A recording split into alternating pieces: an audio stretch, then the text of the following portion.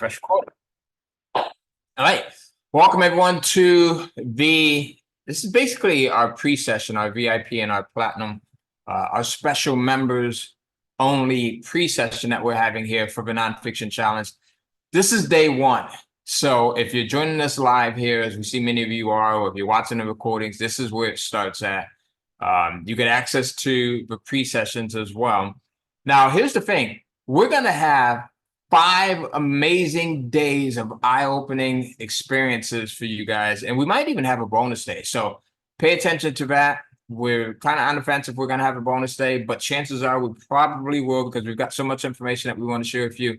The thing to make note of is you want to take notes, right?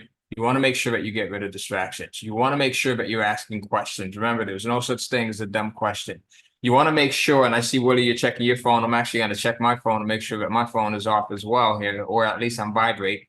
You want to make sure that you have your workbook because we put a lot of work into the actual workbook. So if there's anyone who does not need or does not have actually the workbook, Des, can you drop a link to the workbook in the chat box? And then you guys will be able to go in, you'll click on that link, and then it's going to ask you to make a copy of it.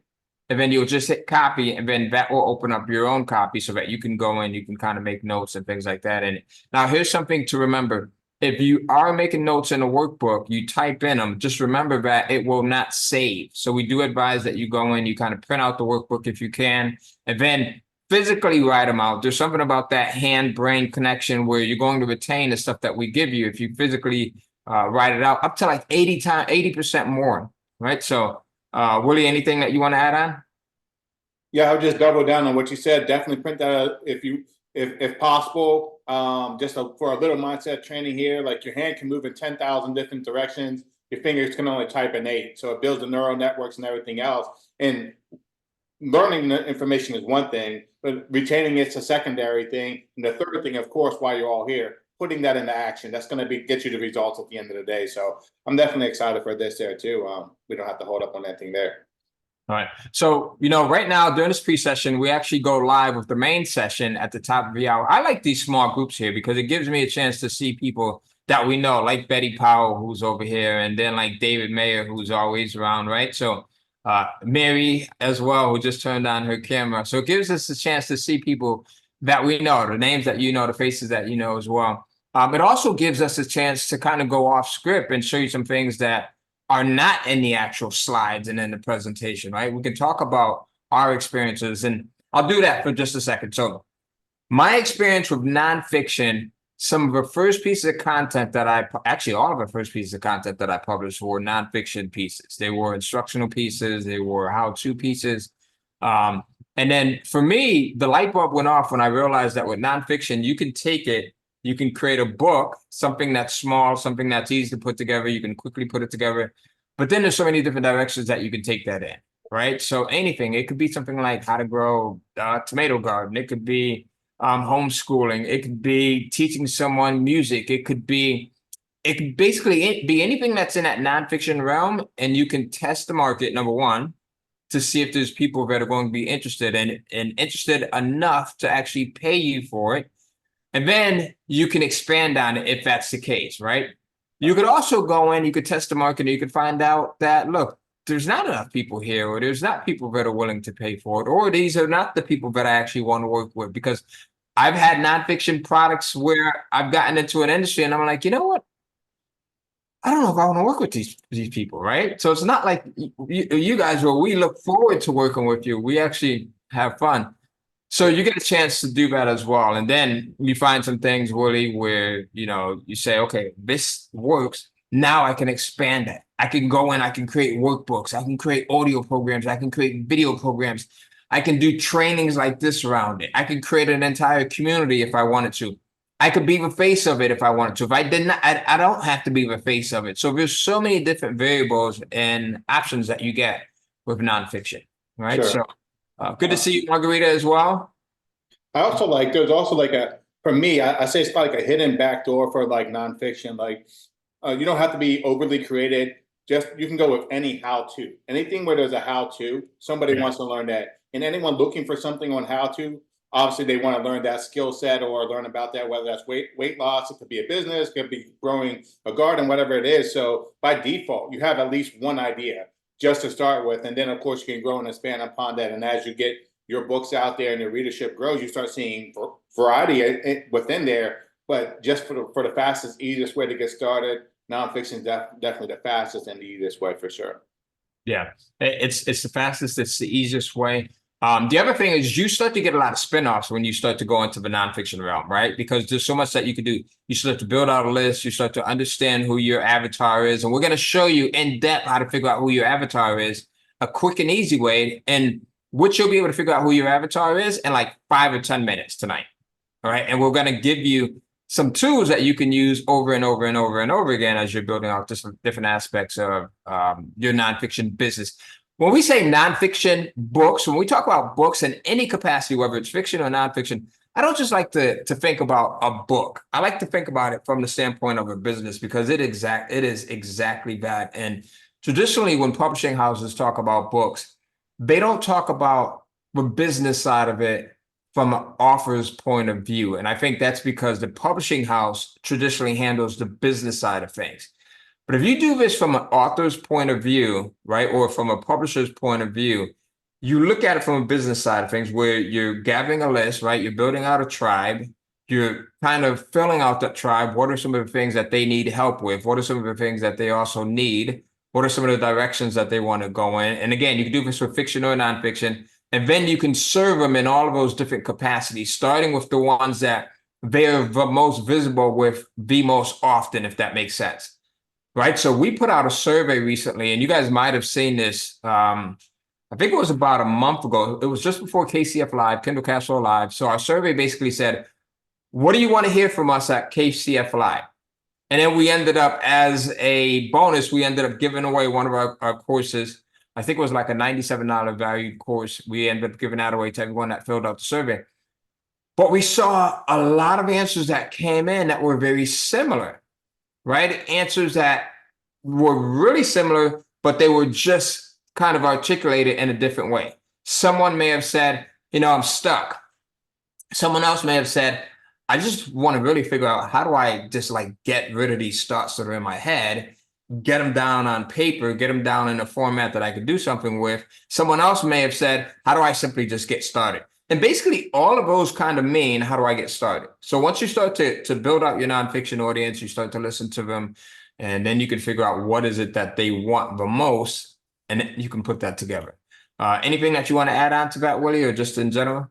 Yeah, just in general with that, and to add to that as well there too. That was over 549 or 569, I forget which it was. A lot of responses, let's just put it that way. And when you see a lot of similar things, that's when you know somebody somewhere has a problem. But anytime anyone has a problem, not necessarily good for them, but good for you, because now there's also an opportunity at the same time that presents itself. So that's what you really do at the end of the day, whether it's a book, whether it's actually turning into a business or anything. If you can solve a problem for somebody else, that's how commerce works, just in general. So solving problems for people there too. And the other thing I like that I want to just mention there too, in case anyone missed it, yeah, we're talking about nonfiction book, but we're talking about a framework.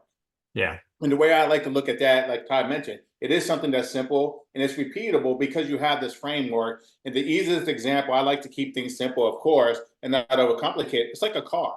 You can't just drive only your car. You learn the skill set that you can get into any automobile, more or less, and be successful operating that vehicle. So it's not just one kind of car you can use. You can do that Ford, Chevy, BMW, Mercedes, all of them operate more or less the same way because they have the same framework, the same system that was over 100 years ago developed, right? So that's what we want to give you at the end of the day there too. A framework that you can work with. You can always add to it later, but the basis of that framework, it will work in multiple spaces, multiple genres, or whatever the case might be. So pay attention to that as we go through that. It's like, what's the underlying cause here? What's the underlying framework? What's the structure? Because if you can get the structure down, not only is it repeatable, but you get faster at doing it as well. It's almost like having a checklist. If I can check these little boxes off, if I go from A to B or A to Z, whichever way you're going there, if I just do these steps correctly, I can't help but get to that destination. And that's what this will provide for you as well.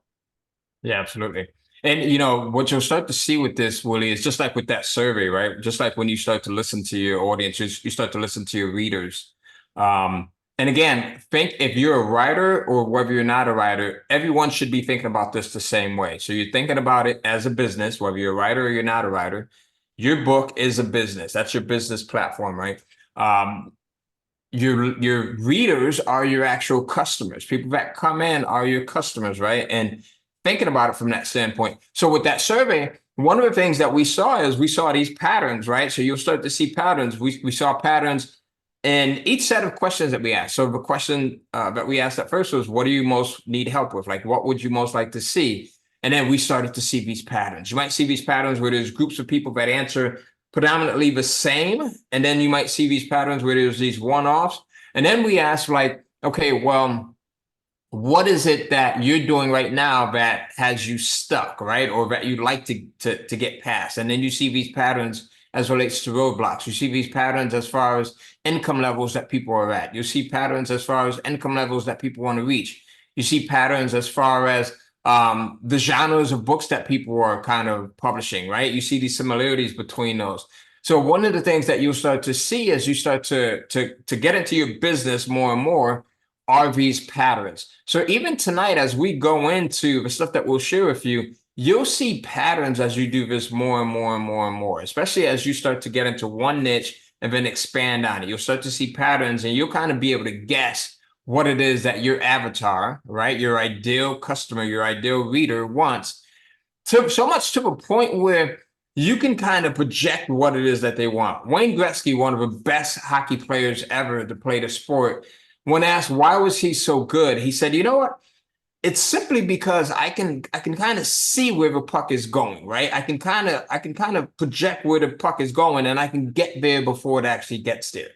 Right. And my opponent is not able to do that. So you'll be able to see these patterns that will allow you to see what it is that your readers want more and more often. And then you'll be able to put those products together for them before they even ask. And that's when you have true mastery. And that takes a set of, it takes time and it takes skill as well. Yeah, that's a great point. And I like that you mentioned pattern. It always reminds me of the quote of Tony Robbins. It's like, if you want to be successful, find someone who's successful and do what they do. Or some of you may have heard that as modeling or whatever the case might be. Think of it like, just to make it relatable to writers and or authors or people considering to do that. Think about like a hero's journey. Why do all successful movies, the biggest books, they all follow the same thing? There's a young person or the main character usually. They're living a life probably in a small village somewhere doing whatever else. They come across some kind of circumstance. They go out on this journey. They find a master or someone that's going to teach them something else. They learn something along the way. Then they go to the other side where they go through this big thing. They usually run into a big bad guy of some type. And then once they go through this whole experience, saving the world or the galaxy or whatever it usually is, or saving the day at the least, why do all successful books and films and things follow that? Because television the shows. pattern, like Ty was just talking about, and once you see the pattern, you can apply it to any story or any plot or any fiction book, any nonfiction book, of course, as well there too. So follow this journey with us and see this pattern, and you'll start seeing, oh wow, not only does it work for you, you'll start seeing, well, that's why this other person is doing. People call them competitors. I don't really look at competitors. I look at other people doing what you want to do, right? And why you'll start seeing what they're doing. If someone's successful, they're doing something that you can also model there too. So you'll see patterns there. But over the next 5 days here, just that process alone, you're going to see this pattern for yourself and how you can actually use that directly for yourself as well. So great tool to have. And the tool will be as good as the user, and we're going to make you a better user with these tools as well. Yeah, we are. The other thing that I want to kind of talk about, since we're halfway into this pre-session, so we're going to stop at, so each day, keep this in mind, we'll start the pre-session at quarter after, we'll stop it at quarter of, and then we start the main event at the top of the hour. So we're halfway into our pre-session, right? So we talked about pretty much the mechanics of things, right? Now I want to talk about like the belief patterns, the mindset, right? The thought patterns that go into this stuff.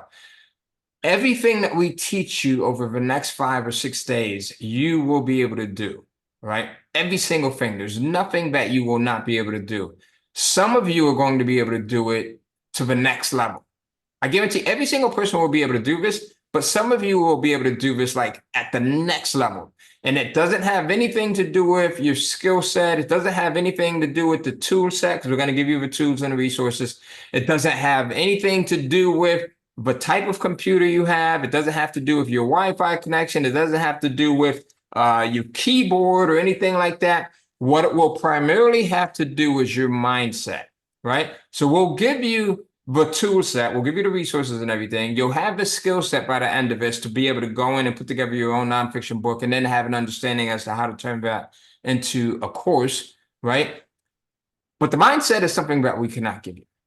What we can do is we can point you in a direction. We can give you tips. We can give you some of the things that we work on. But it's going to be up to you to, number one, identify when you start to have negative thoughts. It's going to be up to you to identify when you have these limiting beliefs.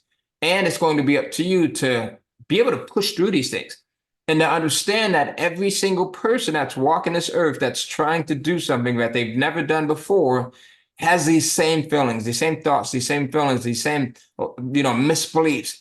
So it's going to be up to you to, number one, feel them, and then recognize them, and pretty much say, oh, you know what?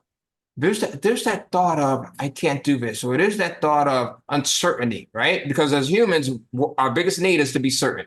And when we have this level of uncertainty, things get really frightening. It gets scary. So it's going to be up to you to recognize that, and then just to push back past it. Recognize it, say, okay, I feel this, and push past it, right? So can you guys give us a okay, right? Give us a thumbs up, whether you're doing it with your actual thumbs, or give us a thumbs up with your electronic thumbs, or just give us a I'm on board in the chat box, because this is going to be the most frightening piece for you, is coming across something that you've never done before in ways that you've never done it before, you've never heard of it before.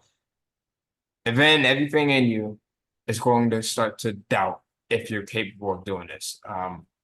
The one thing I would add to that there as well, it's trusting the process. That helps you overcome that doubt sometimes, because we can show you what to do. We can tell you what to do. We're actually going to show you over the next few days here how to actually do this live in front of your eyes. So it's, again, a framework, a repeatable process, but sometimes it's even just getting out of your comfort zone.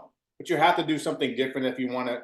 If you expect something different, you have to do something different. You're going to learn some new skills here as we're going over the next few days here. But I always go back to the analogy of fear. It's false evidence appearing real.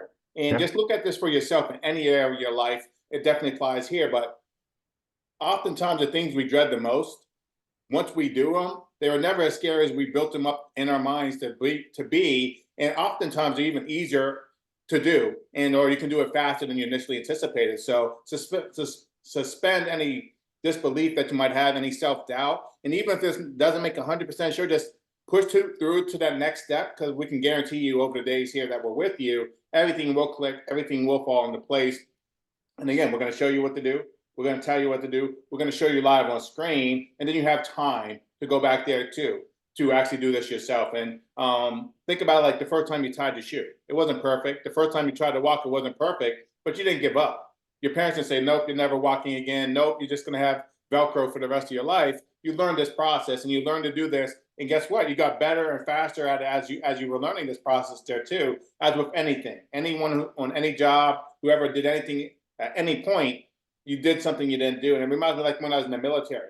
How can you train hundreds of thousands of people? It's like the same process. They call it SOPs, or standard operating procedures. That's the framework. That's the things we're giving you. We're giving you a system that works. It's not, oh, wow, some people can do it and some people, that's the mindset. The people who do it or do not do it at the same time there too. But this is something that Ty mentioned. It's like 12-year-old could learn to do this. If you're 112, you can learn to do this as well there too. And anything in between, of course, we're going to hit that there as well. So that's all I'm going to add to that.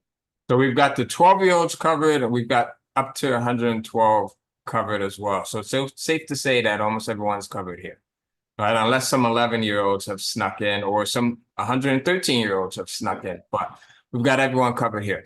All right, so I see we've got more people that are coming in here. So I'm going to let Bob Jackson in, who just came in here. So here's the thing that you guys want to think about. Start thinking about right now your personal journey. What are some things on the nonfiction side that you've already had an interest in possibly exploring as a writer, possibly exploring as a publisher? or wanting to learn a little bit more about, right? Because it's those things that even you as the individual who may have some interest in that become the best, product that you can go in and you can create around nonfiction. So I want you guys to think about that, especially as we go into our break in the next couple of minutes. So think about that. And then when we come back, bring those with you. And then the other thing is I want you to think about that you should do this every time you attend an event, whether it's one of our events, whether it's someone else's event, whether it's like one of our Monday morning meetups or a KCF Live event or any of the challenges that we do. Think about that one thing that you want to get out of it, all right? If I walk away at the end of these 5 days with this one thing, I will be grateful, right? Not satisfied, right? Because satisfied means you're complete, you're done, right? You're going to continue to push forward, but you'll be grateful and still pushing forward to the next thing. So what's that one thing that, and I want you to think about this. You don't have to answer it right now in the chat box, but what is the one thing that at the end of day 5, you will be happy, you'll be grateful for having either the knowledge of understanding how to do it, either the thing itself, right? And I'll give you an example. So by the end of day 5, you'll have your own nonfiction book, all right? If you follow along with us and you're here every single day, that's the caveat, every single day, you'll have your own nonfiction book. So it could be that thing. You could say, hey, by the end of day 5, I want to have my own nonfiction book. Or you could say by the end of day 5, I want to have a better understanding of what it looks like to understand who my avatar is. I want to have a better understanding of how to use AI, right? And some of the tools that Ty and Willie will be sharing with me. You could say by the end of day 5, I want to be a better asset to the community, meaning I want to be someone that people can come to within the community and use as a resource. Whatever it is, I want you to think about that one thing, right? And then keep that top of mind every single day. Now, here's the thing. You're going to get more than one thing from this event. You probably get about 20 or 25 things, all right? But because you'll get so much from it, if you keep your eye on the prize, that one thing, it will make it less likely that you get overwhelmed, right? And when you get overwhelmed, we know what happens, right? We tend to give up. We tend to lose focus. We tend to say, okay, well, maybe this is not it. But if you have that one thing and all of the other things that you get, it's going to be less likely that you'll get overwhelmed because you'll have your eye on that prize, all right? So we have about 5 more minutes. Willie, anything that you want to add to this? Anything that anyone here has a question on before we go on our break and then we come back? So if you have any questions, put them in the chat box here. I just want to add one more thing to your one thing. Now, it's still one thing. I'm not making it two. So this is part of the same thing, a part B to what Ty said. Once you have that one thing, and this is what I want you to do is think about why you want that one thing. Because the reason why you want that, that's going to add some more fuel to the fire and give you that extra push. So now when you know why you're doing something or understand that process, like I could say, I want a coffee cup, right? But why do I want that? Well, because I want to put something in there to drink, right? Or whatever the case, it doesn't have to be coffee, it can literally be anything, right?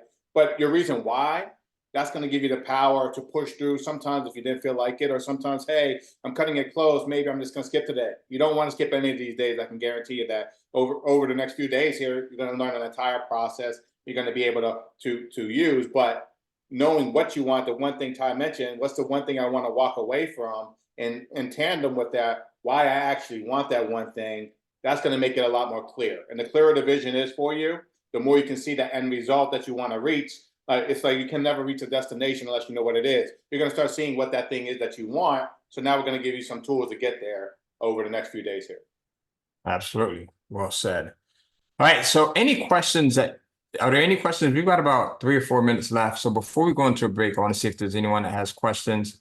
Willie, do you see anything in the comments box? So remember, guys, there's no such thing as a dumb question. So any questions that you have at all, make sure that you ask. Nothing that I'm seeing as of right now. I think everyone's ready to go just like we are. Okay. All right. Perfect. Now, here's something to keep in mind. So we are recording, right? For those of you that are VIP or platinum members, you will have the recordings in your members area next week. All right. So a week after the event. And the reason why we're doing that is we want to make sure that everyone's here. All right. So this is just, it's going to be like, not as difficult as taking like algebra or trigonometry or any of those types of classes here, but each day is going to plug into the next day. So if you miss a day, then you'll probably be a little bit out of a loop when you come back the day after that, right? So it's imperative that you for those of you that absolutely can, you make each day. I know there's going to be some people who have other obligations, so they may have to miss a day. That's fine. But for those of you that absolutely can make every single day, this is why we have this at this time, because it's most convenient for most people. And Linda, yes, you can get the workbook. So Des, can you post that link to the workbook again? And Margarita, it will be about an hour to 90 minutes. All right. So once we get started, so an hour to 90 minutes, and you guys should see the link to the workbook in the chat box. You can go in and make a copy of it now. So every single day will lead into the next day. We're going to give you tools and resources and prompts that are lead into the next day as well. So every single day, you'll get a new set of prompts that will help you with what we'll teach you that day. All right, so you don't want to miss out on prompts that you'll get each and every day, right? Because that's going to help you to build out your entire nonfiction book, and it'll give you clarity into the whole process, right? So make sure that every single day you're here, and then we'll cover that again when we go live at the top of the hour. Sure. I was just going to add to that there too. And this is just me, like how I approach everything there in life, and it's going to make sense once I say it. You will get out of anything in life what you put into it. You can go through this and just watch it and just kind of listen and multitask, or supposedly multitask and do other things. If you do that, you will miss something. And that's why, as Ty mentioned, be here live every day, because we're going to give you another piece of the puzzle. It's like one thing goes on top of the other. You don't want to miss the area in between, or have to go back and change something up that may actually kind of change the entire process going forward. So if you're here every day live, you're going to get the pieces when you need them, and what they're digestible. Like, it's like the old adage, how do you eat an elephant? One bite at a time, right? Or how do you break it down? Like Tony Robbins calls it chunking down. If you get one little piece each time, it's not, oh wow, I have to write a book, this whole big idea. No, well, you're going to write a book, but today I just have to do this piece. Then the next day I just have to do this piece. And then the third day and the fourth day, or how many days you're going to be here, right? You're going to go through this entire process. And if you just do that one step, collectively, those steps will give you that end result and get you to the destination that you're after. So piece by piece, day by day, but you have to be here to get those pieces, right? Step by step. That's it. How do you walk 1,000 miles? One step at a time. All right. So with that said, we're going to go into our break. Do not leave out of Zoom. Right. We'll be starting just a few minutes after the top of the hour. So just turn your cameras off. Don't leave out of Zoom. And then we'll see you guys in just a few minutes. So a few minutes after the top of the hour. We'll be right back.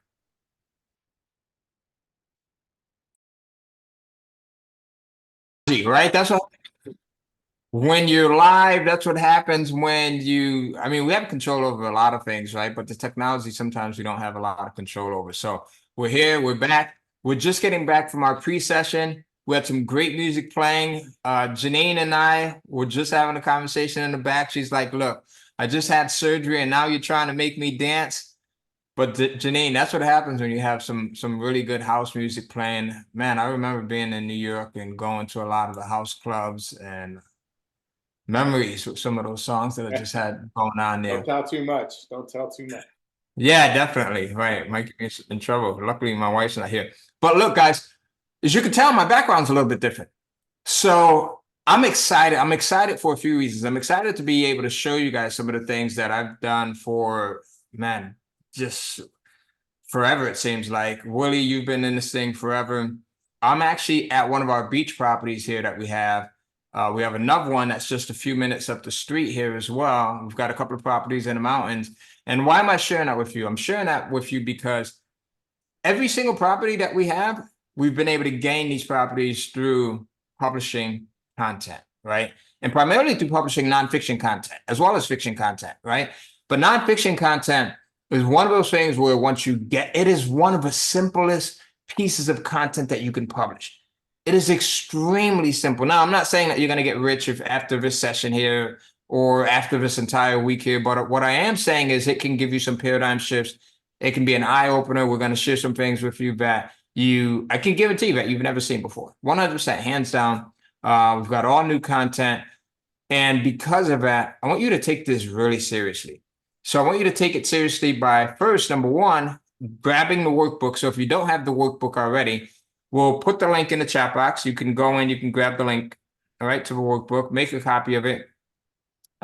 You will not be able to, well, you'll be able to type into the workbook, but you won't be able to save what you type into the workbook, all right? So we do advise that if you can, and I know it's last minute for some of you guys, go in and print it out. So if you could print it out and then write it in, all right, that's going to actually help you because you'll be able to retain those notes. You'll be able to have them. You can go back and look through them later on next week, tomorrow if you want to. You'll have your homework notes in there as well. And then it's going to help you to make that hand-brain connection that will help you to retain all of the information that we share with you. Because, as I said earlier, we're going to give you some new stuff, things that we've never shared before. It may take you reviewing it a few times to get it, but once you get it, it is going to be something that is earth-moving for you, all right? Willie, do you want to start off by sharing your screen, or do you want me to share my screen, or? Oh, you can go ahead if you like. That's fine. Okay, all right, perfect. So here's what we do. I'm going to share my screen here, and when it comes up, let me know if you can see it here. All right, so let me get my, all right, there we go.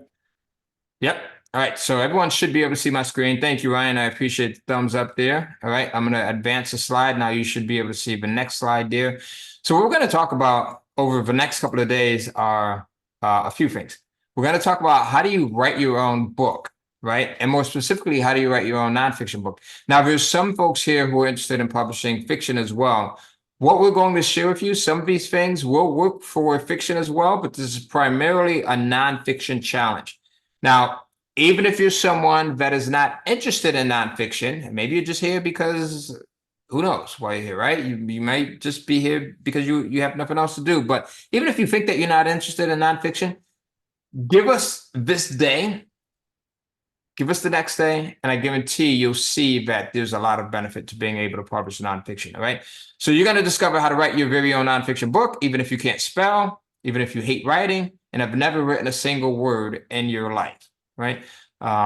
Moving forward with this. So here's what we'll cover in the next couple of days, right? Day one, we'll talk about customer research and levels of sophistication and awareness and your empathy math. This is going to be crucial for you being able to fill in all of the other days here. Day two, we'll talk about creating your book outline using the power of AI, artificial intelligence. Day three, we'll talk about turning your outline into a book that you can easily sell, all right? Day four, we'll show you how to turn your book into a highly profitable mini course. This is one of the reasons why I like nonfiction so much. The first reason is because it's super easy to get it out, right, quickly. And then the second reason is because you can go in and you can repurpose it and you can turn it into so many different other sources of revenue. Mini courses, events, trainings like this, 3-day trainings, live events, virtual events, coaching programs, membership programs. The possibilities are endless. YouTube channels, you can turn them into entire social media profiles. And then day five, we'll show you how to market, promote, and sell your book in mini course for maximum profits, right? Now, here's the thing. Each of these days will plug into the next day. I kind of talked about this during the pre-session, right? So it's crucial that you are here for every single day and that you're on time as well. Every single day, be here on time, be here a few minutes early, all right? Take notes, pay attention, all of the stuff that you guys know already, but I'm going to repeat it again just in case. And that is getting rid of the distractions, making sure that there's no music in the background, making sure that you don't have Twitter or X or Facebook or Instagram going on in the background, making sure that your phone is on silent, making sure that even if you have distractions around you, right? Because it's kind of hard for us to focus. One of the things that over the years, because of social media and all of the other stuff that we've been given as gifts, it also helps to diminish our ability to focus a little bit more. So really tune into your focus powers, because as I said earlier, every single day is going to lean into the next one. If you miss a day, or even if you kind of lose focus for a good portion of a day, it might throw you off. For those of you that are VIP or platinum members, you will have the recordings. The recordings will be in your members area by the end of next week.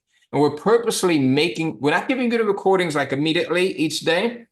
And I think I'm right on that, right, Des? Are we giving them how long are we giving them the recordings? I want to make sure that I give you guys the right information, because look, we're just figuring this stuff out sometimes day by day as well. And why am I sharing that with you? Why am I saying we're figuring it out sometimes, even though we've done a gazillion of these things, right? Even though we've done it for years, I'm sharing that with you to give you insight, because no one will be perfect. And I don't want you to think that the first time you do visit has to be perfect. You're not going to understand everything. You're going to make mistakes. I'm probably going to make maybe about one or two mistakes. Willie might make a whole lot of mistakes, right? But the thing is, no one, and I'm just giving him a hard time, right? But no one gets this stuff right. So don't beat yourself up when you don't get it right, right? So Des, when do we give them the recordings? They'll be available on Sunday. Okay, so Sunday after so look, I just made a mistake, right? I said end of next week. And that's what I mean. So you're going to grow into this stuff. And if you do make a mistake, then that's fine. You can go and you can correct it. That's one of the beauties of this being all digital as well. So on Sunday, you'll have the recordings in your members area. For those of you that are VIP or platinum members, if you're not a VIP or platinum member, Des, you can post a link in the chat box so that they can upgrade if they would like to. Then you can do that as well. The recordings are going to be crucial. And I don't say that so that it gives you a reason not to be here one of these days. Yes, still be here, because the benefit of being here is you get to ask questions, right? You get to get the clarity. You get to specifically ask something that's really in tune and specific to what we might be covering and say, hey, Ty, Willie, can you back up for a second? I really didn't get what you just said here. Or why are you doing it this way? You won't have the luxury of asking those questions on the recordings, right? You'll just be watching them. So watch and then get the recordings and then go through the recordings as well again. So each of these days, this is what you'll get. And now here's a quote here, right? And this is a quote by Kofi Annan. He says, knowledge is power, information is liberating, education is the premise of progress in every society and every family. And Willie, this is a quote that you actually shared here. Do you want to kind of go into some detail as to why we have this quote here? Sure. And if any of you don't know who Kofi Annan is, he's the former Secretary General of the United Nations, so of the world, if you want to kind of put it that way. I know not everybody's in the United Nations, but his point is, and this is a big thing I kind of take to heart as well there too, like knowledge, people say knowledge is power. It's true, but knowing something can give you power. I would also add, if you use it correctly, but information, having the information behind that knowledge, it's not just a knowing of a fact, the information, actually diving into that a little bit more, that's what's liberating. Or gives you freedom is another way you can look at that. Knowing the information and using the information, I would add that as well. So education is the premise of progress. You have to educate yourself. That doesn't necessarily mean going back to school, getting certification, getting degrees. All that's fine if you have those, but that's not the point. Education is the premise of progress. Educating or getting the degrees and certification or just learning in general, you're going to progress, because where you're at now, if you want something different, if you want to be somewhere different, if you want to get to a certain level, whatever that case may be, you have to progress to that level. No one starts out day one at level 10. Let's just go with that for something simple there too. So that's in every society, in every family, anything you're actually doing. If it's business, if it's at home, you have to educate yourself. You have to learn to be a better spouse if you're married. You have to learn how to raise kids if you have any children or grandchildren, or whatever the case might be. You're always learning something new, because if you're not learning, you're not moving ahead. You're not progressing, as they say there. And I would also add to that, if you're not progressing, you're not just standing still, you're actually falling behind, because the world around you is actually progressing. So keep that in mind as we go through these next few days. Learning, we're giving you knowledge, but you have to take that information and apply it for yourself if you want to liberate yourself, if you want to write your book in the next 5 days. But you're also going to be educated on some steps, a process, a framework over the next few days here. And that's what's going to ultimately lead to your success as well. There you go. Well said.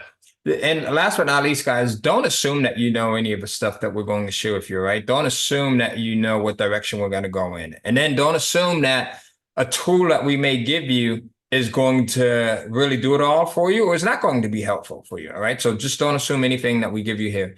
All right. So two things before we get started.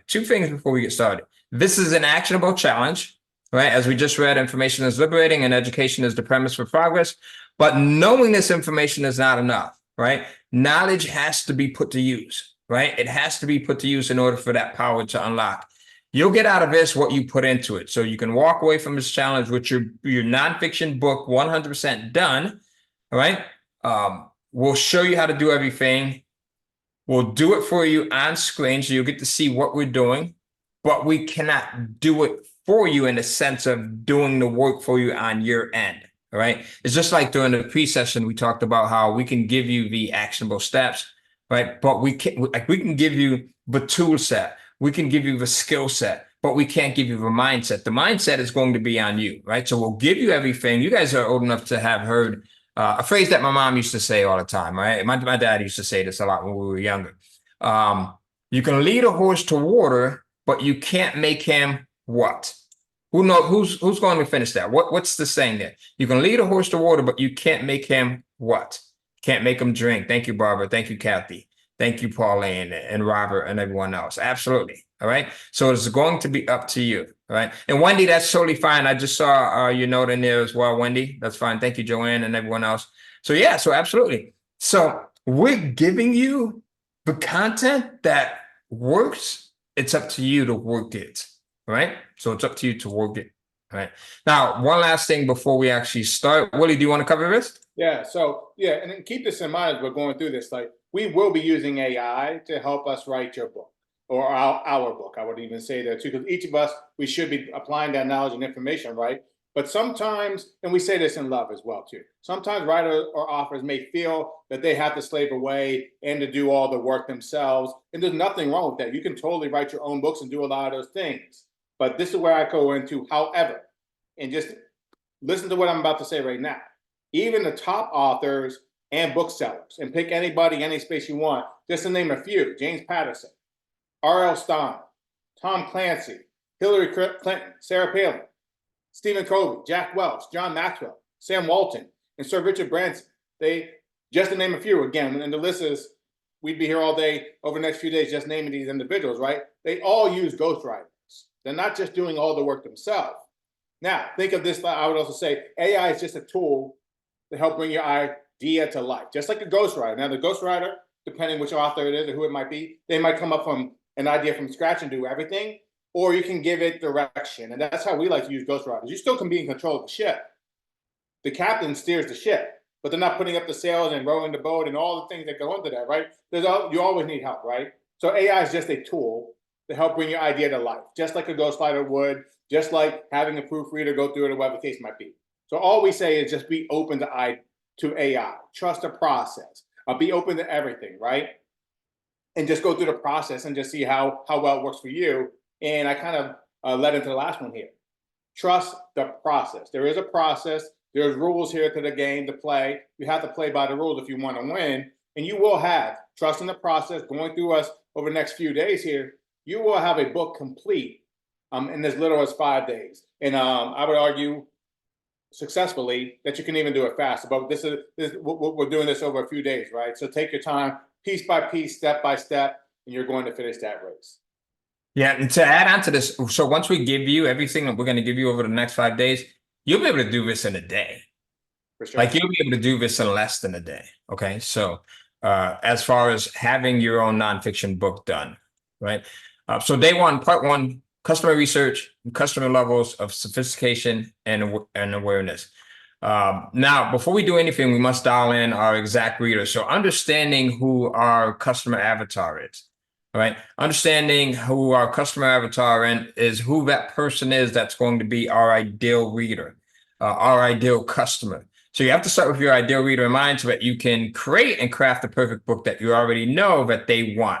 Right. And this starts with customer research. So even if you think you already know your audience and who your readers are, you'll probably be surprised by some of the data that you start to see and some of the information that we'll go into. All right. If you do not know who you're serving or what they actually want, this is going to be disappointing to you because you will fail and you will fail miserably. I've done it before. Willie's done it.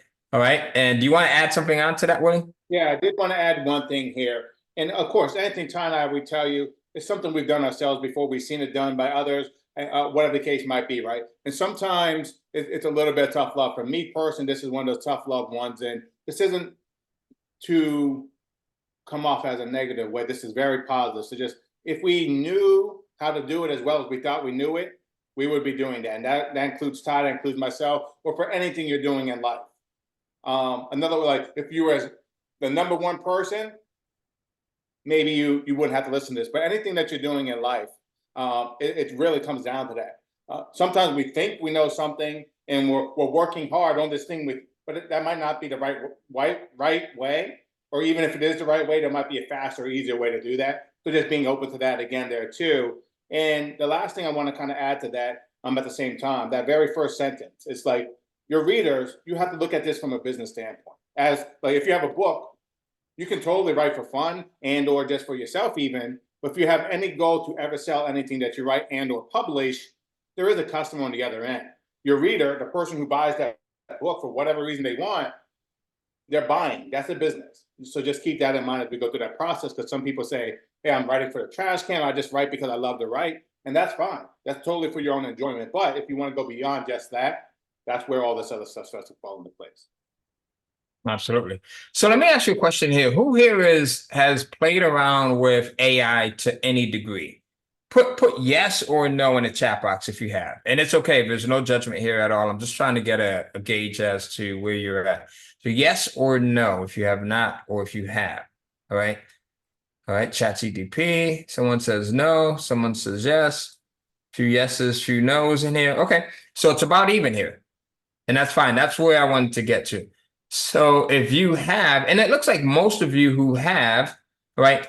What platform, if you have you explored ChatGPT or AI with? Has it been like ChatGPT, Soto says Barbara, Hyperwrite, right? What else? Has the bit quicker, all right? Also ChatGPT. What else here? Flickr, Flicky. Flicky, Bing Chat, Midjourney, all right? Designer, right? Groove AI, all right? So a lot of people are familiar. Midjourney, Bard, yeah. I like Bard and Claude for actually copywriting. All right, so ChatGPT and Artist.ai. All right, so most of you are familiar who have explored AI. You're familiar with ChatGPT. That's the tool that we're going to be using for the most part. All right, so for the most part, we'll be using ChatGPT here. Now, here's what that looks like. Willie, do you want to go in and I'll actually share my screen if you want to go here and kind of cover what we've got? Sure. So our whole goal here and why we're using AI to begin with, as we mentioned, it obviously you're being open to this by now, but we want to help speed up the process. And that's what it is. AI is a tool that you can utilize to do all of these things faster and or easier and or better in some cases, just to be honest, right? So we'll be using AI. Our platform, again, as Ty referenced here, it's going to be ChatGPT. And yes, you can use a free version. There are paid versions. You don't have to go out of pocket with any of that. You can always do that and go to get the upgrade, do some other things with it if you want to. But I'm not sure which one you're going to pull up, but either one will work here. I use the free version just because I use other things to do other things outside of just writing a nonfiction book here. But the regular version of ChatGPT is totally fine here. And the way it works for those of you who are here, I'm sure you know this, but this will be extra information for those who may not be using it. It runs off of a system called prompts. And the first thing we have to do here is really customer research again. If we know who that reader is, the end user, if you want to think of it from a technical point of view, but a person who's going to purchase a book, become your future customer, we want to write something that they would be purchasing, right? So we're going to do some customer research here. And these prompts, guess what? They're going to help us actually do the actual customer research for us there too. So whenever you're ready, you can feel free to share your screen. But what you see on the screen right now here as well, we're going to give you some prompts. So we're saying them on the screen here, but these are things Ty can literally copy and paste these into ChatGPT or your AI platform preference to get certain information back. And based off of that information, this is where those building blocks are starting literally right now. So we will be getting some things done here. And I want you guys to help here. So give me a nonfiction topic or genre that we can start with. So just throw something into the chat box there, and we'll take something that you have here. So as Willie said, with this first prompt, right? So, and a prompt for those of you who have not used AI or you've not used ChatGPT or anything like that, it's basically giving, right, ChatGPT instructions as to what you want it to do, what you want it to go out and do. And as you can see here, it's very simple, right? It's pretty plain. We're talking to it as if we would talk to a human. So what do you see? Anything in there, Willie, that would fit here in our model in the chat box? Well, they would all actually work. So when you're doing this on your own, I saw get motivated, relationships, keto, photography, baby boomers, anxiety, hydropump, self-esteem, confidence, happiness. Let's go with something like how about photography? I see my friend JD Clement, who I've known forever. it seems like she put photography in there. You want to go with that? Yeah, we can go with photography for sure. Okay, so here I'm gonna copy and paste this, right? And then I'll go over to ChatGPT. And what I'm gonna do is, since she said photography, and you guys should be able to see my screen here on ChatGPT, right? Yes. Okay. So now I have a nonfiction book that teaches people how to, she said photography, so take pictures more effectively, or, right? Let's see here. Become, how about we say how to start a photography business more effectively. Now, even though that may not grammatically, it may not make sense, but ChatGPT understands, right? Still, so please give me the demographics, the psychographics, and pain points of the ideal future customer, including age range, job titles, and common interests. So that's what you're going to do. You're going to go in, you'll take your nonfiction topic, right? Or it could be a genre, and then you'll make it make sense within the context of the prompt that we have here. Does that make sense? Give me a yes if that makes sense so far. So that, again, we want to make sure that no student falls behind here. So does everyone get that? Does that make sense? In the sense, Everyone's saying yeah.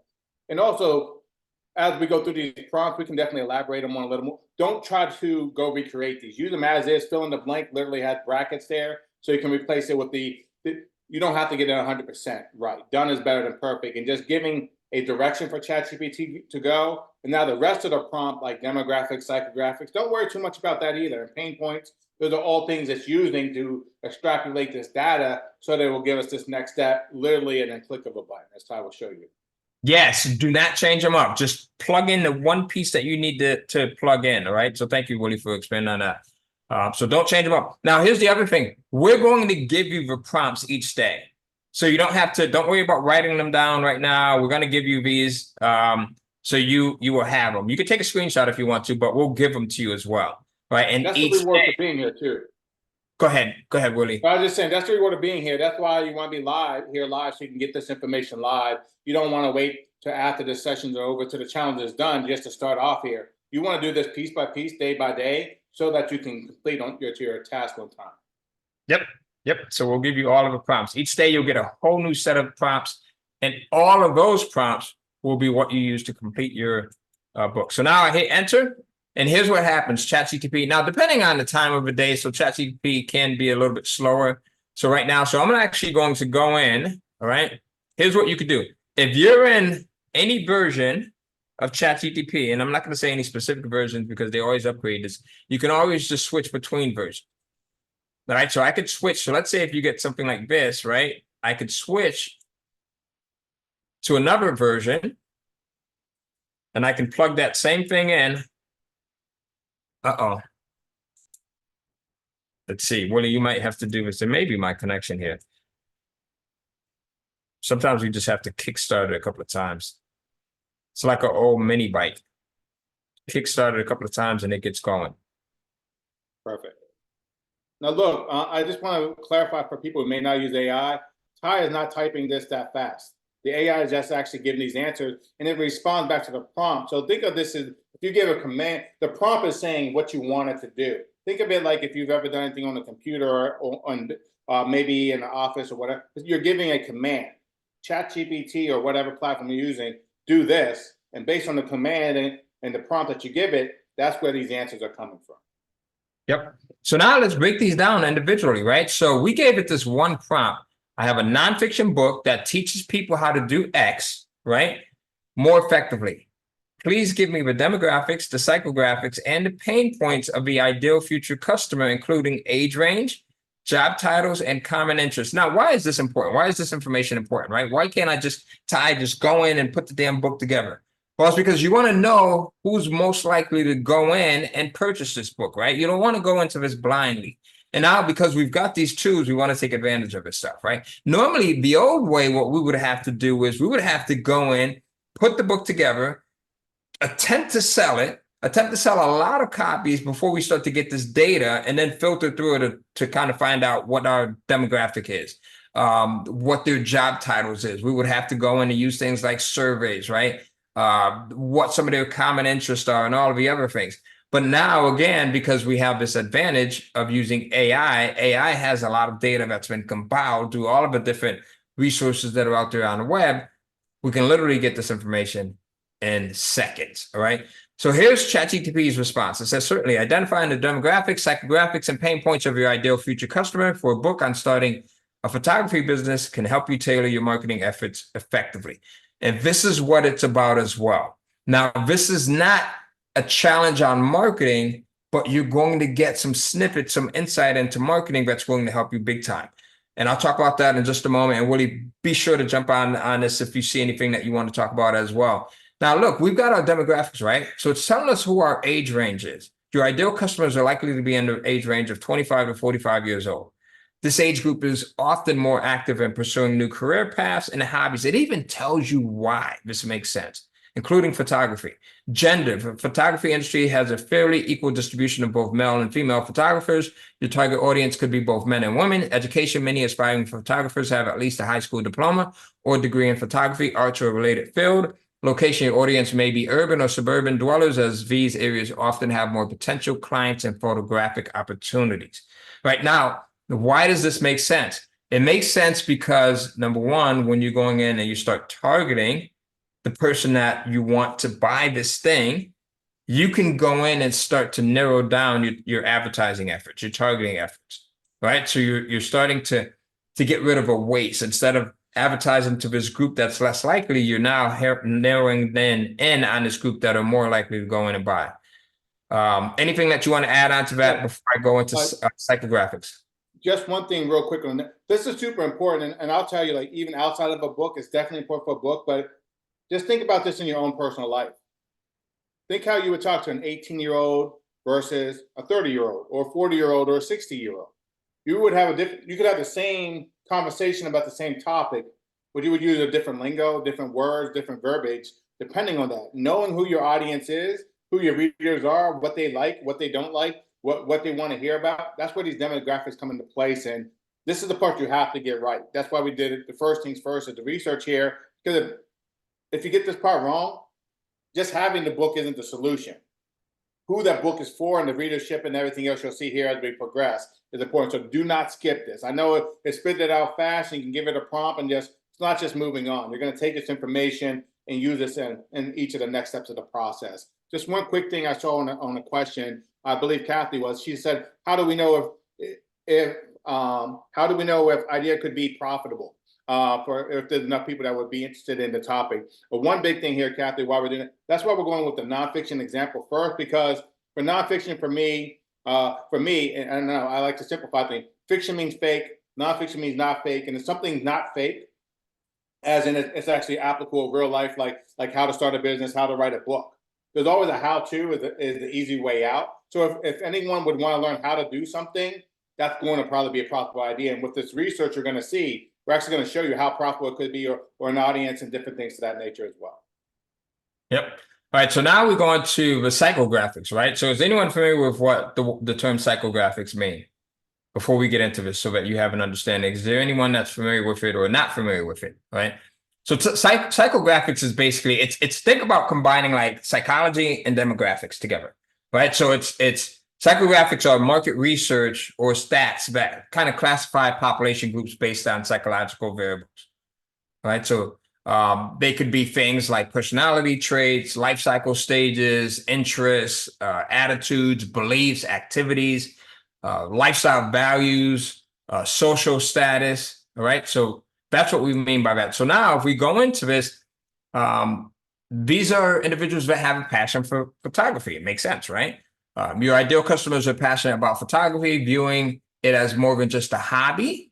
They're dedicated to honing their skills. They're turning their passion into a business. My wife and I, we have a mutual friend. Her name is Stephanie, and she's a photographer. She does a lot of our pictures, a lot of our kids' pictures, a lot of our neighbors' pictures.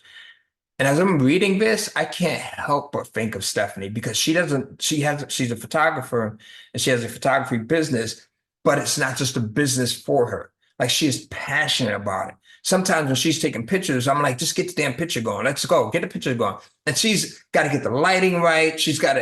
She'll be there for hours. She'll go do the editing. So there's this immense amount of passion that she puts into it. All right. They also have an entrepreneurial spirit. They have an entrepreneurial mindset and are looking to start their own photography business. They may have some experience, but want to take their skills to the next level professionally. They're creative individuals. They are creative and enjoy expressing themselves through their photography. They're always seeking new techniques and styles to improve their work. Tech savvy in today's digital world, they're comfortable using photography equipment, editing software, and various online platforms to showcase their work, right? So you'll find them on like Canva and some of the other sites that are out there. They're business-minded. They understand that running a successful photography business involves not just artistic skills, but also business acumen, including marketing, budgeting, and client management. And then common interests. We go into some of the common interests, right? And then we go into the pain points. I'm gonna skip by common interests for sake of time, because we've got more that we want to share with you. But if you look at this, right? Camera gear and accessories, travel and nature, photography communities, they're part of these communities. Pain points. They struggle to attract clients. Again, my friend Stephanie comes to mind, right? They struggle to attract clients. Why is this important? Can anyone guess why knowing this one pain point is crucial to you, let alone all of the other ones that AI gives us? Why is this? Who here wants to? I want to open up the mic really quickly. Is there anyone that can guess why knowing the pain points are crucial? Raise your hand, your digital hand, if you are open to coming on mic and kind of expressing why you think that having the pain point info is crucial. Is there anyone that's daring here? Any daring individuals that are open to coming on? Do you see anyone there, Willie? I haven't seen any hands. Actually. Oh, I see. Put their hand up. Yes. So I see Jeffrey. I'm going to ask you to unmute really quickly, Jeffrey, and then you should be able to unmute there. Okay. They have a problem that needs to be solved. It's blocking their way in terms of their business. And so they're right on. Go ahead, Jeff. Sorry. Yeah, their major pain point is just making money just to live on, like the rest of us. That's it. Spot on. And money to solve that problem. Spot on. That's it. Right. So as Jeffrey just said, that pain point, right? Knowing these pain points help you to solve that dilemma there. Helps you to solve that dilemma. It helps you to better understand what's keeping them up at night. What's bothering them. So my friend, Stephanie, who is a photographer, she's an amazing photographer, beautiful person, kind-spirited, but she struggles with getting clients. She struggles with setting her price points. I didn't even read this one, but as I was just talking about her pricing, her service the right way, right? Pricing and profitability, setting the right pricing structure and managing expenses can be a significant challenge, affecting their profitability, right? So sometimes she's super cheap. And I'm like, we got to literally give her more money sometimes, right? So if you know all of these pain points, as Jeffrey just said, it can help you in your marketing. It can help you in the way you position the content that you have. It can help you in your sales letter, right? That positioning. It can help you in the emails, the way you communicate with it, or communicate your product, right? So all of this is extremely valuable. And again, before AI, it would have taken lots and lots and lots of time, question asking, digging, trotting and lurking around in forums and communities and things like that. Anything that you want to add to that, Willie? Yeah, I would just add two things there. That the one thing that this saves you a ton of time, like Ty will tell you, I'll tell you, this used to be a days and days just to get customer research done. It could take you weeks, where we just did this in minutes. So keep that in mind, speed of execution. But also, as you go through this, just the pain points alone, there's 5 different pain points there. That could be 5. Some people are struggling to get clients. Some people might be struggling with marketing and branding. There's 5 different product ideas, not even counting everything above it. So every single thing that the AI gives you, from the demographics, psychographics, the pain points, all these are things that could be, because there's no one photography product. Some people want the lighting. Some people want whatever it might be, still pictures or whatever it might be. Each of these can give you an idea. And each of those ideas could be an individual book in of itself. So just keep that in mind as well. Yep. And that's great. So you can go in and each one of these can be an individual book, or it could be a bonus section, right? It could be a giveaway. It could be a lead magnet, right? Something that you use to attract prospects, But you say, hey, look, I'm going to give you this bonus that teaches you how to go in and really attract clients for your photography business. All I want is your name, your email address, your phone number in exchange. This is now your bonus for them opting into your list, right? So you can break these apart and you can use them all individually or collectively as bonuses. You can use them all individually or collectively in your marketing, right? The other thing is these help you to also put together your content. So let's say if you don't know what to include in your content, now you do. Now you know what to include, right? You know that I need to actually, if I'm putting together this course or this nonfiction book, I have to talk about not only photography and what makes a great photographer, but I also need to talk about how do you attract clients. I need to talk about how do you price yourself. I need to talk about how do you market and brand yourself. I need to talk about how do you handle legal and contractual issues.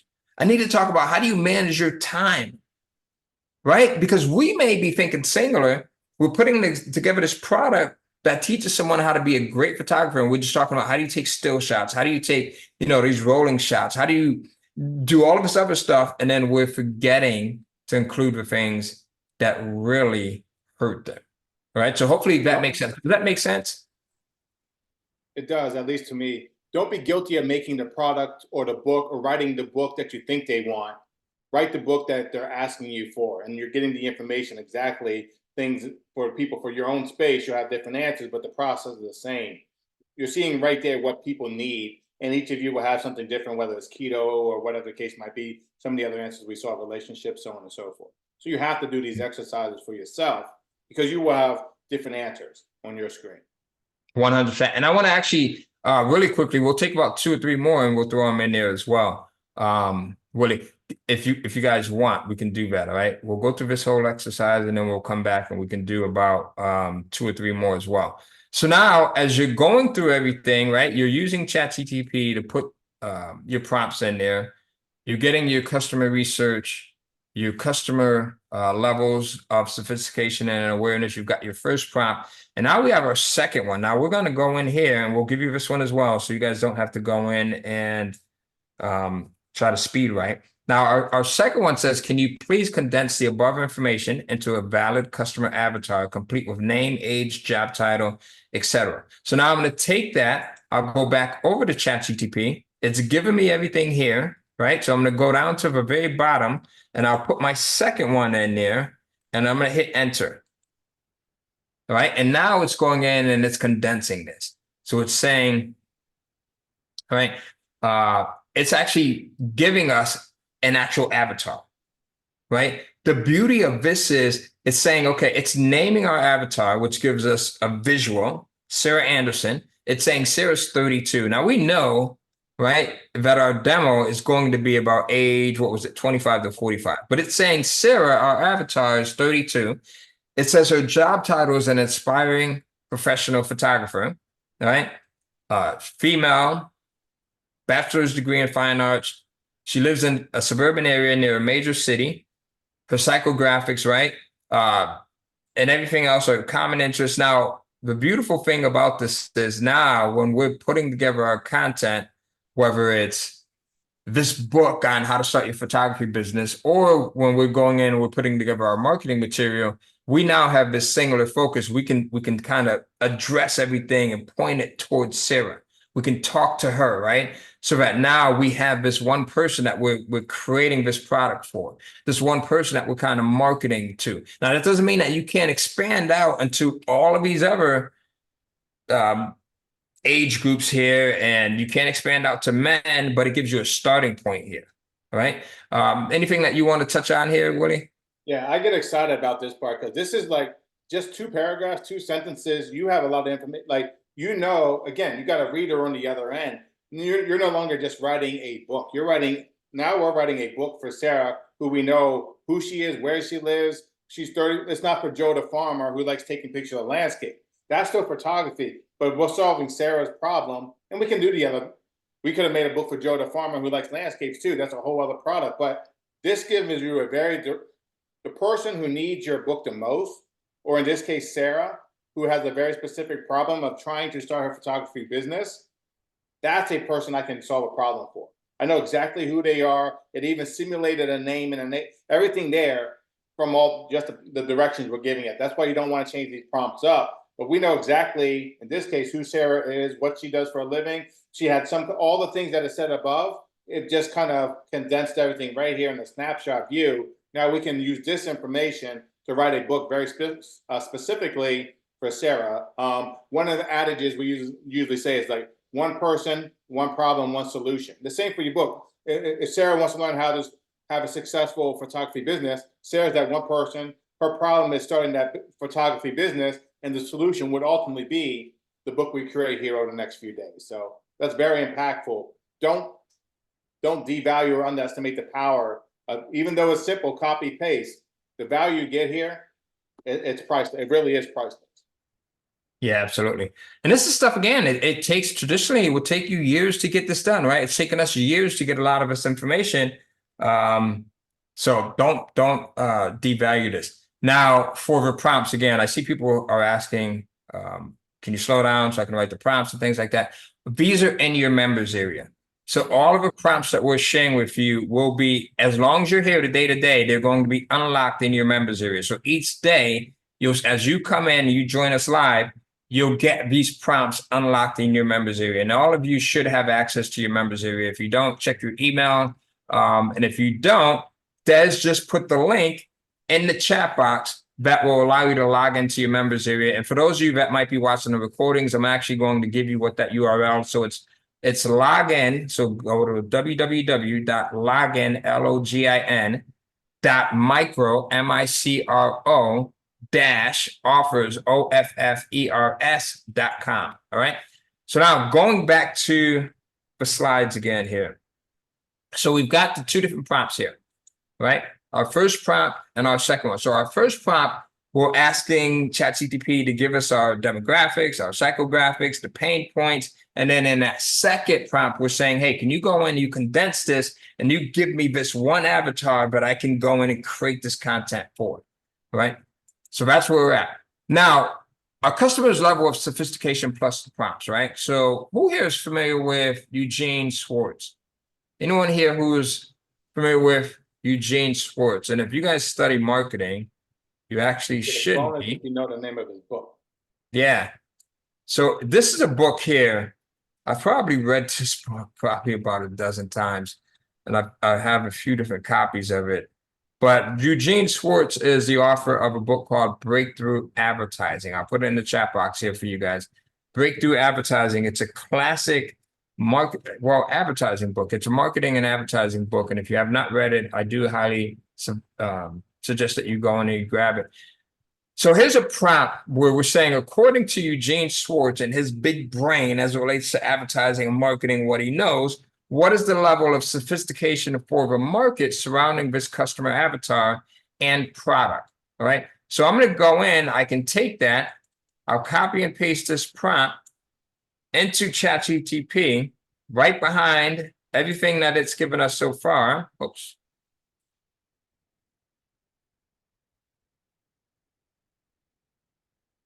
And then I'll post that in there. And now it gives me a breakdown. It says Eugene Schwartz, a renowned copywriter and marketing expert, introduced the concept of market sophistication in his book, Breakthrough Advertising. All right. And then it goes on. It says, in the case of the customer avatar described, Sarah Anderson, aspiring professional photographer, and your book about starting a photography business, the level of market sophistication can be categorized as follows. Who here understands market sophistication? And what do we mean by that? What do we mean by that? Right? Anything coming in, Willie? Not yet. And you want to jump in on that? So like, just to paraphrase that, and Ty, you can definitely scroll on the screen if you want, when you want to here. But it's like the sophistication level is like, let's say, for instance, I didn't know you had to eat healthy. I'm unsophisticated. I don't know what I don't know. I don't even, let's say I'm overweight. Let's pretend Willie's 100 pounds overweight. That's not even on my radar, because everybody know, my friends, my family, whatever, might be overweight. So I'm not even aware I have a problem. That's like, so that's the first level. You don't know that you don't know. Then the second level here is problem aware. Then one day somebody says, hey, Willie, you know what? You should be eating a little bit better. So now I know I have a problem. I don't know the solution. I don't know what to do about it, but now I'm problem aware. That's the second level there too. And then someone says, hey, Willie, there's a gym down the street. So now there's a solution. That's a way I could potentially lose weight. So now I'm solution aware, as you can see right there, number 3. Can you scroll down just a little bit more there, Ty? Yeah, absolutely. The next one before. Now there's product aware. Now I'm seeing Beachbody commercials. Now I'm seeing supplements at GNC. Now I know there's products and there's things out there that can also help me lose my weight. That's where I'm becoming, now I'm product aware. I know there are solutions to the problem that I had. So that condenses a great book. It's a great read, by the way. But you don't know what you don't know. Now you know there's something you don't know. Now you know there's some ways to actually do it. And now you also know what those exact ways are. Now there's exercise programs. Now there's supplements. Now I know there are products that actually exist that could actually help me here. And you'll see here, it gives you a synopsis underneath there, understanding that level. But you have to see where you're, let's say I'm writing a book on how, let's use Dale Carnegie's book, How to Win Friends, Influence Others. I didn't even know I need friends or to win friends or influence people. Then somebody tells me about this book. Now I know I need to do that. And that can help you every other layer, or build a relationship with your family or your spouse or your children. And now you become, hey, I can do these things. Now I can listen to Tony Robbins. I can listen to Jim Rohn or Les Brown or whoever that relationship expert might be.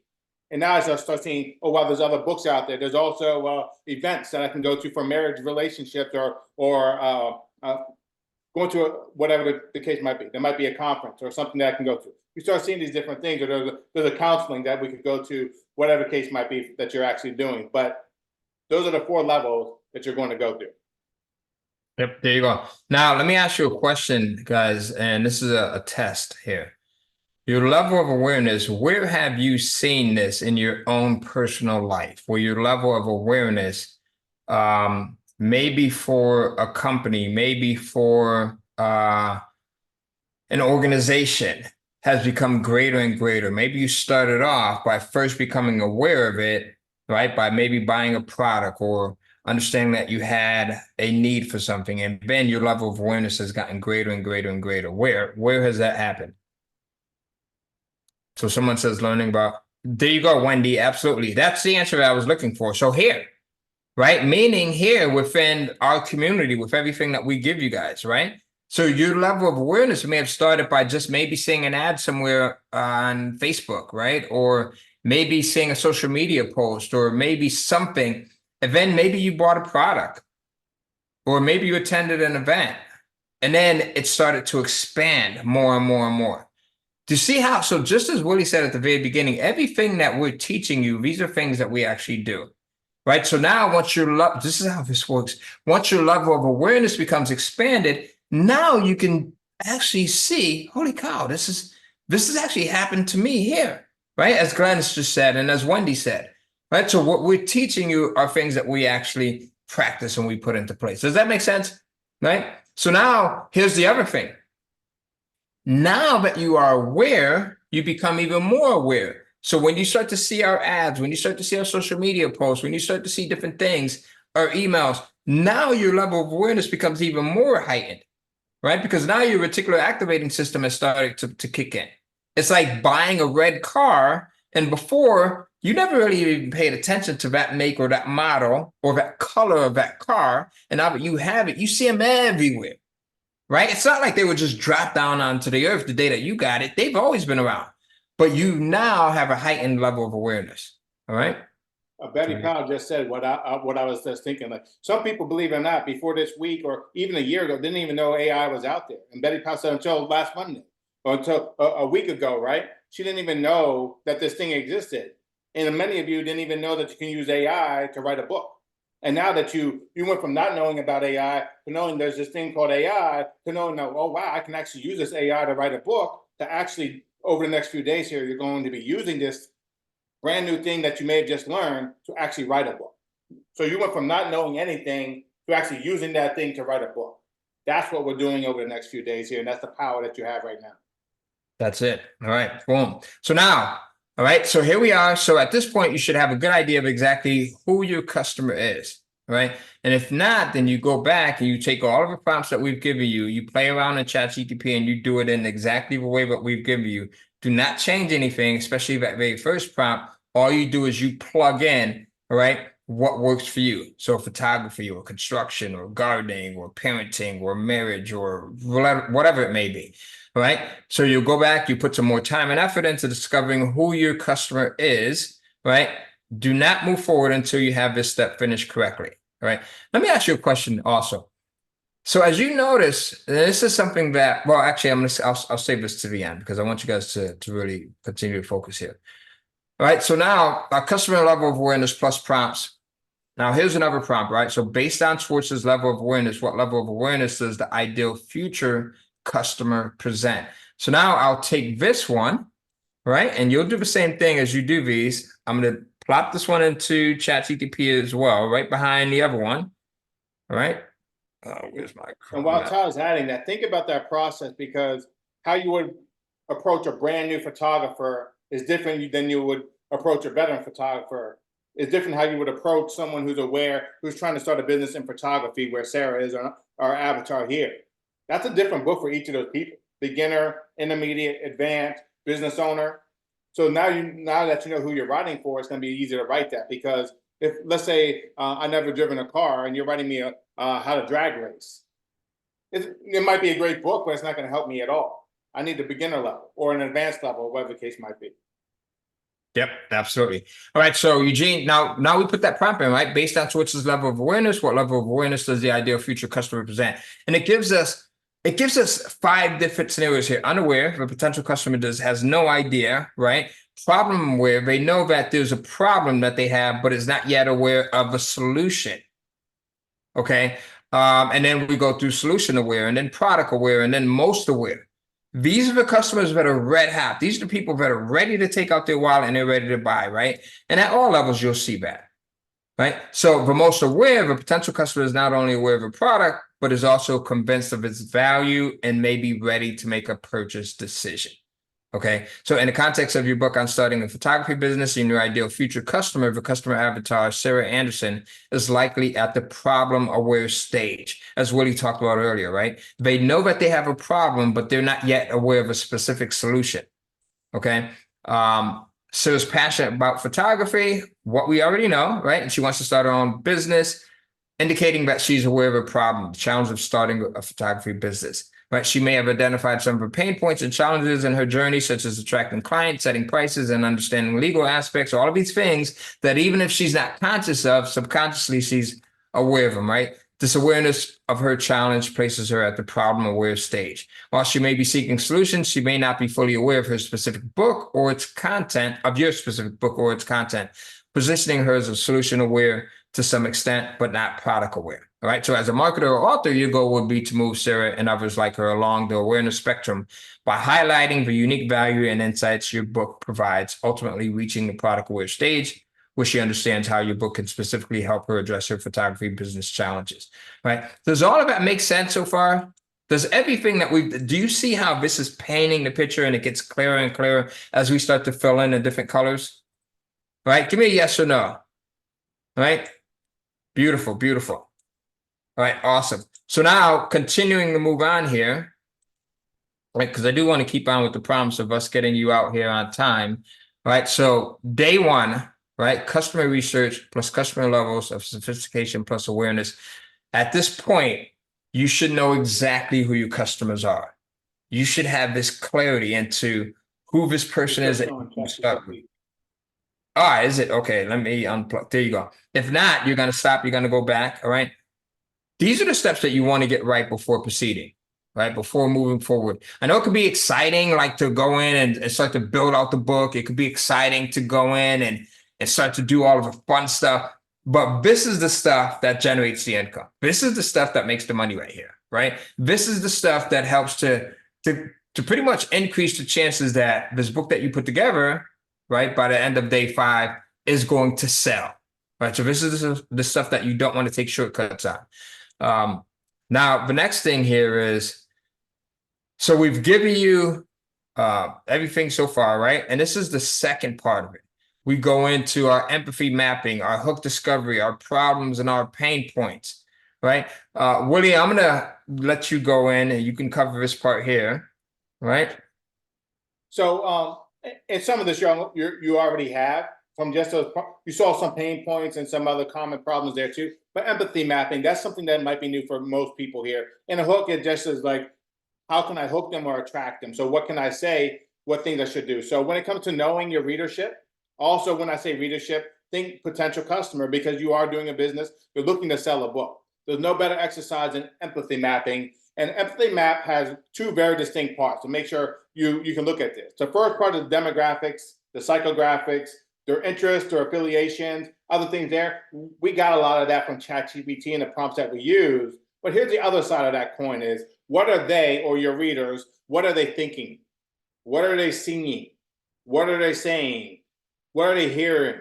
What are they feeling? And I'm gonna touch on that real quick. Like, what are they thinking about? Like you may have heard that, like, what's keeping them up at night if it's a problem? Or maybe it's, let's say, I want to send my kid to college and I just don't know how to do that. I'm thinking, man, how's my kid gonna get into college? Or parenting. What are they seeing? Like, what are they seeing? One, from your competitors. Two, what are they seeing online? Maybe Amazon, maybe some other sources, maybe some other groups. What are they seeing about your topic? And we're talking about a topic for your book with all these, right? What are they saying? Are they saying, let's use Sarah, the example we got from our AI avatar. She's saying, I'm struggling to start a photography business, right? So what is she saying to herself or to her friends? Or what is she also hearing? What are other people in her space talking about? What are other photographers talking about? Hey, Sarah, you know what? You should really, if you can't get customers, you might love this photography thing, but you have to be able to get customers to keep doing what you love, right? So there's a lot of different things that go into that. And what are they feeling? And that's the important part too, is like, how does Sarah feel if she's struggling to get new customers or to make enough money or to start to do what, I love doing this thing, I want to do this, but man, I just don't know how to monetize this, or whatever the case might be, right? So these all kind of go together. Empathy. The word empathy of itself is like being an empath or being a feeling person. That's where these are going to come into play on the next slide here. Yep, absolutely. All right, so again, we'll use AI to help us out here. So we've got this prompt. Now, this is our part 2 prompt. What are some painful things that the above avatar might be seeing, saying, hearing, thinking, or feeling? And now we're going to ask ChatGPT to list 20 of these things here. So I'm going to go in, I'll grab this, right? And then Willie, you can come. Do you want to, before I go in, do you want to talk about these two, or do you want to come back? I think I might have lost you. Yeah, if you can put the prompt in, they're going to see those things, and they can use that for the exercise. All right, perfect. So let's go into it here. And I would also, as I was putting this in here, try to do this in one sitting when you actually get these prompts, and you actually can do this on your own there too. You're going to get a lot of value from this exercise. All right. So now we'll go back up, right? So we asked, what are they seeing, hearing, thinking, or feeling related to her aspiration of starting a photography business? Give us 20 different things, right? So please list 20 things. And it comes back with seeing. So high competition in the photography market, making it challenging to stand out. Other photographers with more experience, right? Beautiful photography portfolios from established photographers. So we're seeing, these are the things that she's seeing in her day-to-day as she's thinking about and contemplating starting her business here. What are some of the things that she's saying to herself, right? The emotions, we know that all decisions are based off of emotions, right? So I'm passionate about photography, but can I really make a living from it? Right? I wish I had a mentor or guide to help me navigate the business side of photography. I'm struggling with pricing my services. I don't want to overcharge or undercharge. I keep hearing about contracts and legal issues in photography, but I'm not sure where to start or even where to get them from, right? What is she hearing? Right? She's got advice from fellow photographers on the importance of a strong online presence. Success stories of photographers who turn their hobby into a thriving business. What is she thinking? Right? So don't get thinking and saying confused. Totally different. I need to learn more about marketing and branding to attract the right clients. This often will hold people back, right? So she may be stuck in this position here. I should research legal requirements for photography contracts and copyright. What is she feeling? Right? The frustrations. Again, going back into the emotions and why we do or why we don't do things, right? The emotions can be that thing. The emotions can either keep us in this area when we shouldn't be there, or the emotions could push us forward when we should be pushed forward, right? And it applies in so many areas of life there. So motivated to improve her skills and make her photography business a success. The excitement about the creative possibilities in photography. She could be determined to overcome challenges and build a strong foundation for her business. So understanding these thoughts, the feelings, and experience of your customer avatar, Sarah can help you to create content and marketing strategies that resonate with her and address her specific pain points and aspirations in starting a photography business. All right. Again, does this make sense? Willie, anything that you want to add on to this here? Yeah, I would just add one thing as a side note for everyone. Don't let this part overwhelm you. ChatGPT is going to give you all the answers, and at the end of the day, it's boiling it down. How can I find this person, Sarah? And that's who I'm writing my book to. I know there's some big words, levels of sophistication and awareness, all those things, but basically saying, helping us find out who our reader is. Sarah would be our reader. These are the things Sarah's thinking, saying, and feeling. And if I can write a book that addresses the majority of Sarah's needs, I'm going to have a good book. And that's what it's kind of, don't let the steps and the tactics, it's a tool. We're using this tool. Don't get in your own head and overthink this, like, well, what about the next step? Or do I take this to Amazon? Or do I look at all, if you just do these simple steps, it was like 4 or 5 prompts so far, maybe 3 or 4, right? And that's really getting us down to, here's Sarah in our space photography, for our example. How can we help Sarah start her photography business? If that's our how-to nonfiction book that we're doing with, right? So don't overthink the process. It really is a lot simpler than it is. And when you look at it through that overall lens, it's like, oh, wow, I just need to write a book to help Sarah start her photography business. That's what we're doing, but this is how we're going to have the prompts to give you what you should include for Sarah. Sarah has this problem. Sarah needs this, that, and the other thing. So now we have the information that Sarah needs instead of, I think Sarah would like this. I know by looking in ChatGPT, this is Sarah. Here's who she is. Here's her problems. Let me write a book that addresses Sarah's problems, and I'm going to be good to go. Yep, there we go. So now going back to ChatGPT, right? We have everything that we need in terms of figuring out what we should put in this book, in terms of understanding who our demo is, and even having a clear picture as to who our avatar is, right? So we did this for this example, which is photography, right? Someone starting a photography business. I said I want to do it for maybe 2 or 3 others really quickly. Give me a few others in the chat box really quickly that we can go in and we can play around with, because I want to show you at least the starting steps here, right? Put them in the chat box, and then Willie, if there's anything that you see that stands out, let me know. Barbara said overcoming anxiety. I see meditation. I see herbal remedies, communication, spiritual growth, career change. These are all great answers, but you'll see it's going to be able to do those, any of those. Gardening. Let's go with something that might be slightly different. Let's go with like meditation or overcoming anxiety. Oh, okay. All right. So we'll go with overcoming anxiety. So I have a nonfiction book that teaches people how to overcome anxiety. So you see, what I'm going to do is I'm going to get rid of start a photography business, right? And I'm going to put in overcome. Right. Now, here's the thing. Even if you misspell or if you have the pronunciation off, as I said earlier, ChatGPT will still pick that up. Now, I'm not going to put it in here because I want to save this. I'm going to go in and I'll start a new session, right? So I hit the new tab over here. I'll start a new session. I'll paste that in there. And now ChatGPT is going to do its thing, right? Just real quick, if you have multiple ideas, do a new session in ChatGPT for each of those ideas so it doesn't mix the data. Yep, and that'll be saved here in your sidebar, right? So you'll see them all saved here, right? So if I did that again, and well, let me go back to the one that we just had really quickly here. Actually, that's not it. Here we go. So now if I go back to this one, right, it's given us the demographics, 25 to 45-year-olds. This age group often experiences significant life transitions, career pressures, family responsibilities, making them more susceptible to anxiety. The gender, both men and women, but considering that women are more likely to experience anxiety, it may skew slightly towards women. Education, typically individuals with at least a college degree or some level of higher education who are open to self-improvement. So this is our demo right here, right? This is our demo right here. Job titles: teachers, healthcare workers, business professionals, stay-at-home parents, students, entrepreneurs, common interests, self-improvement, personal development, wellness and mindfulness, yoga, meditation. So do you see how it gives us all of these starting points? Let's take another one really quickly as well. And I'm not going to go through the entire thing, but we're just showing you how you start this off so that you guys can go in and you can do the same exact thing. So give me, what's another one that we have in here, Willie? So relationships, what meditation. type of relationships, Ryan? Give me something specific. What? Because that could be everywhere. Is it a father-son relationship, improving that? Is it business relationships? Is it relationships with, you know, your spouse, your significant marriage? Okay. Yeah. So I have a nonfiction book that teaches people how to improve, right?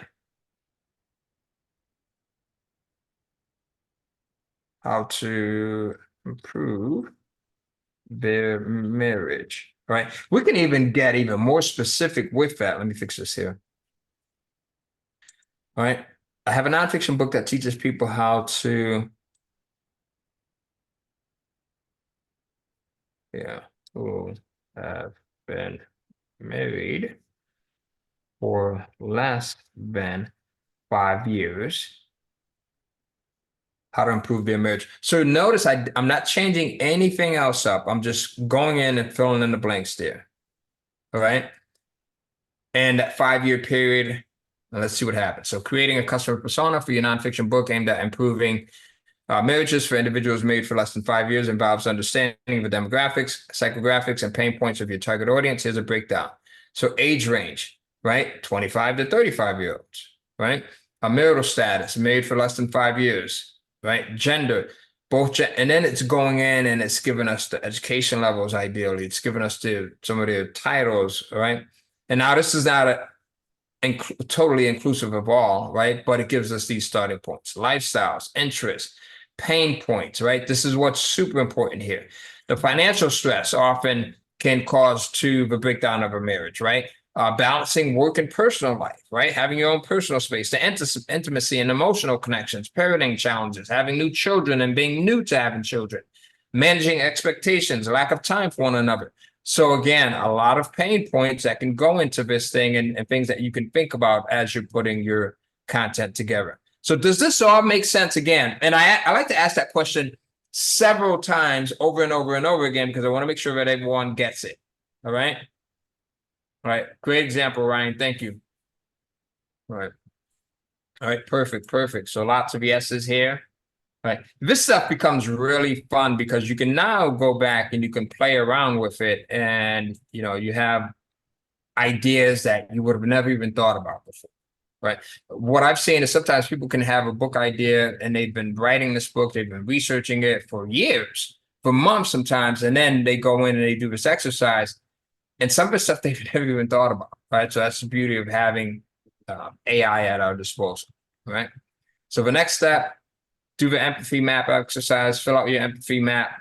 And then, do you want to touch on these, Willie, before I slide over to the next slide, or are we good to go here? Yeah, we're good to go there. And the empathy map is an actual, once you get those answers from chat, do you want, I can just show them the empathy map as well. Yeah, here. And you're going to get access to this as well. Just so you know, just like you're going to get access to these prompts there too. It's going to be a way to, okay, ChatGPT gave me all these answers. How can I literally map it out and physically see this in front of my eyes? So you want me to share my screen on that time? Yes, I will stop sharing here and then go ahead. So let us know, guys, as Willie's pulling up his screen. Is this good stuff so far? Yeah. What I want you to do is, as once we're done with this session, I do want you to go into the group and let us know what your biggest takeaway has been. All right. So once we're done with the session, and it could be any group, it could be any of our groups that you're part of. Go ahead, Willie. Now, we don't claim to be artists, but you can see right here, this is just going to be a visual representation.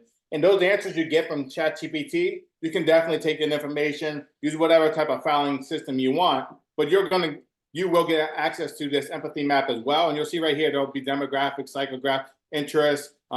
It goes a little extra, like affiliations, like what organizations, things to that, any other topics, you can definitely list them in any of these boxes and click on this. This will open up, it'll make a copy for you on your own Google Drive. If you don't have Google Drive, it's free to get, or you can just print this out and just use this, write it with a good old pen and paper, right? But once you have those things, it'll take those same ideas. What are they thinking? What are they seeing? What are they saying? What are they hearing? And the reason we put this here is you're looking for an avatar or a group of people. You can even replace that image and put a certain person. I can go online and find an idea. There's a website. Don't worry about the weather. It's like these people don't really exist. It gives me an idea, and I can just hit enter and find a picture of a woman that I'm going to call Sarah, who's that 32-year-old. All the information we had here, I can replace that picture. That's extra. You don't have to do that. But long story short, I can see all that stuff visually. Okay, here's the problems of what Sarah is thinking and seeing and saying and hearing and feeling, and I can just copy paste those answers directly on here. And then I have that right in front of me. So now as I start looking at my book and some of the steps we're going to do over the next coming days here, I can always just take a quick look back at this sheet right here, your own empathy map, and just use and pull ideas from there. That's why we had to get the foundation in place first. You got the information. Now, as we go into day 2, day 3, and so on and so forth, we're going to come back to this information. That's why we said research is the absolute most important part of the entire process. Getting the information is one thing, and the reason we're getting it so that we'll have it, so we can apply it and use it with the coming days as well. Right, awesome. Right, and then I'll go back and I'm going to take the screen back over, Willie, if you don't mind. And right. Hey guys, let us know your thoughts. What are your thoughts on the training so far? And here's the thing, only put something positive in the chat box and only put it in there if you don't mind us using it in our marketing. So any comments that you put in as relates to a testimonial that you throw in right now, we might use it on our webpage, our registration pages, and any of our ads or anything like that. I like to kind of get feedback from those that are in the community because you guys are going to tell us exactly what you feel, which is great. So a really good question, just real quick, from Margarita. Yeah. Can I be myself? Can I be my own avatar from 6 years ago? Absolutely. Sometimes the reason why you, like myself, I was my own former avatar at one point like there too. Oftentimes we solve a problem for ourselves and then we realize there are other people that have that same problem as well. So that's 100% correct. You definitely could be. There you go. All right, perfect. All right, so as we said, we want to stay on time here. We're doing really great on time so far. So once you complete your customer research, know your levels of sophistication and awareness, and complete your empathy map exercise, you will be ready for tomorrow. So you'll be ready for day 2.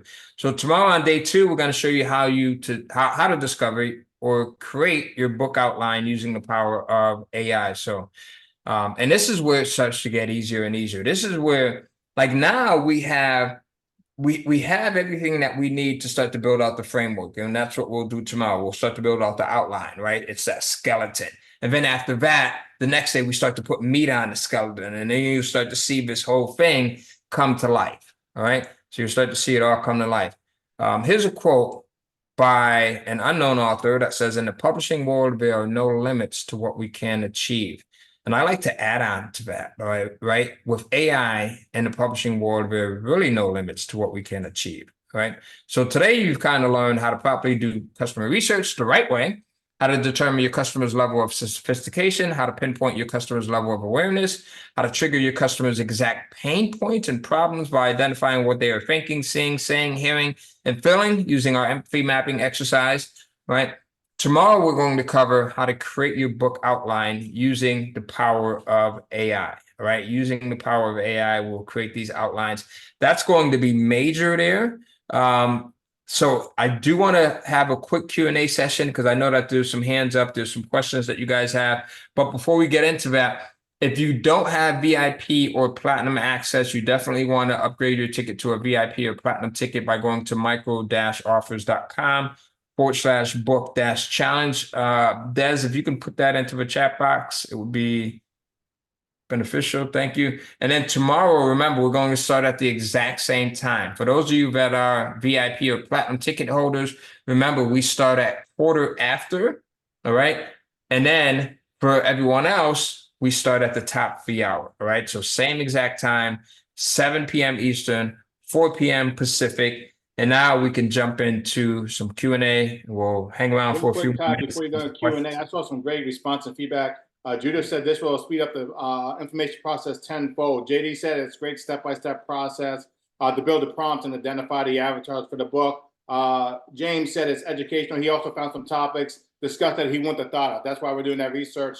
That's 100%. A lot of people saying great information. Today set an exciting pace for the week. You're 100% with that as well there. Kari, Janine said this is amazing, so clear and easy to get started. And Jane said useful point, be your own avatar.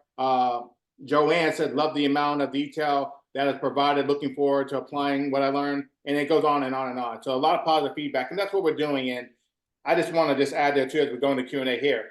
Don't overthink the process. Once you put those prompts in, you're going to get all the answers you need.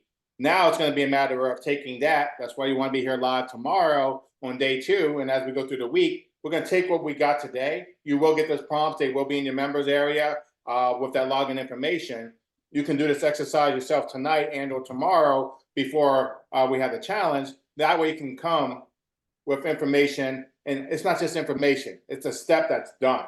That's that action step. And then now you're ready to go for day 2 and continue the process here. But yeah, we can definitely dive into that Q&A now. Absolutely. Hey, Des, can you save the chat? Look, we got there's some great testimonials and feedback that's coming in from everyone here, like the ones that Willie just read off, and then James Stokes, he just put, this has been great time. Willie, thank you. So Des, can you save the chat? And then in the emails that go out for the next couple of days, can you make sure that everyone's comments, the good comments, right? No, I'm just joking. They're all good comments. Are in that email down at the bottom. You can just kind of say, hey, look, here's what those who attended have said so far. And JD said, how do I get a copy of the photography prompt results on Tide Generate? I would say, JD, even though you saw them, I would still go through and do it yourself. You're going to get a lot more value out there. If you put in similar information, your information might be slightly different. Is it a beginner? Is it a starter? Is it advanced? Is it starting a photography business? So I encourage you to do the exercise yourself, and you also get the value of going through that process so that you've done it once. Then the next time for your next book or the one after that or whatever the case might be, having this skill, no one can take it away. If we gave it to you, it might not be 100% what you're looking for, but the process, you can't skip the process. So I would highly, highly encourage, even though it's similar, still go through that for yourself. And again, it took us X number of time to do this here. You can literally put those prompts in there. Like Ty said, you can knock this out in 20 minutes, have all that information that took us the entire class here today just to get through that. Because we're talking and explaining, when you pop in a prompt, pop in the next prompt, it's like 4 or 5 prompts, whatever the case might be. You can knock this out in 5, 10, 15 minutes max. There you go. All right, so go in, upgrade to VIP or Platinum, guys. You definitely want the recordings of this stuff. Look, $97 at the Platinum level. The amount of content that you can create just from today is going to be way worth the $97 that you pay for freaking Platinum, right? I wish I can tell you how much money I've made with publishing nonfiction books, right? But I just can't for obvious reasons. But if someone would have said, Ty, pay $97, and I know, so I mentioned JD Clement right at the very beginning. Her and I have gone to a lot of the same events, seminars. We know a lot of the same people in the marketing space. And this information, typically you would pay thousands of dollars for, right? Just the information that you got today, that doesn't even count what you're going to get tomorrow and the next day and the next day and the next day. So I say that to say, go in and upgrade to Platinum. Don't be cheap. $97 to get like information that's going to keep you on the cutting edge as relates to using ChatGPT, right? And it's going to help you to be able to more quickly get your ideas out to market, all right?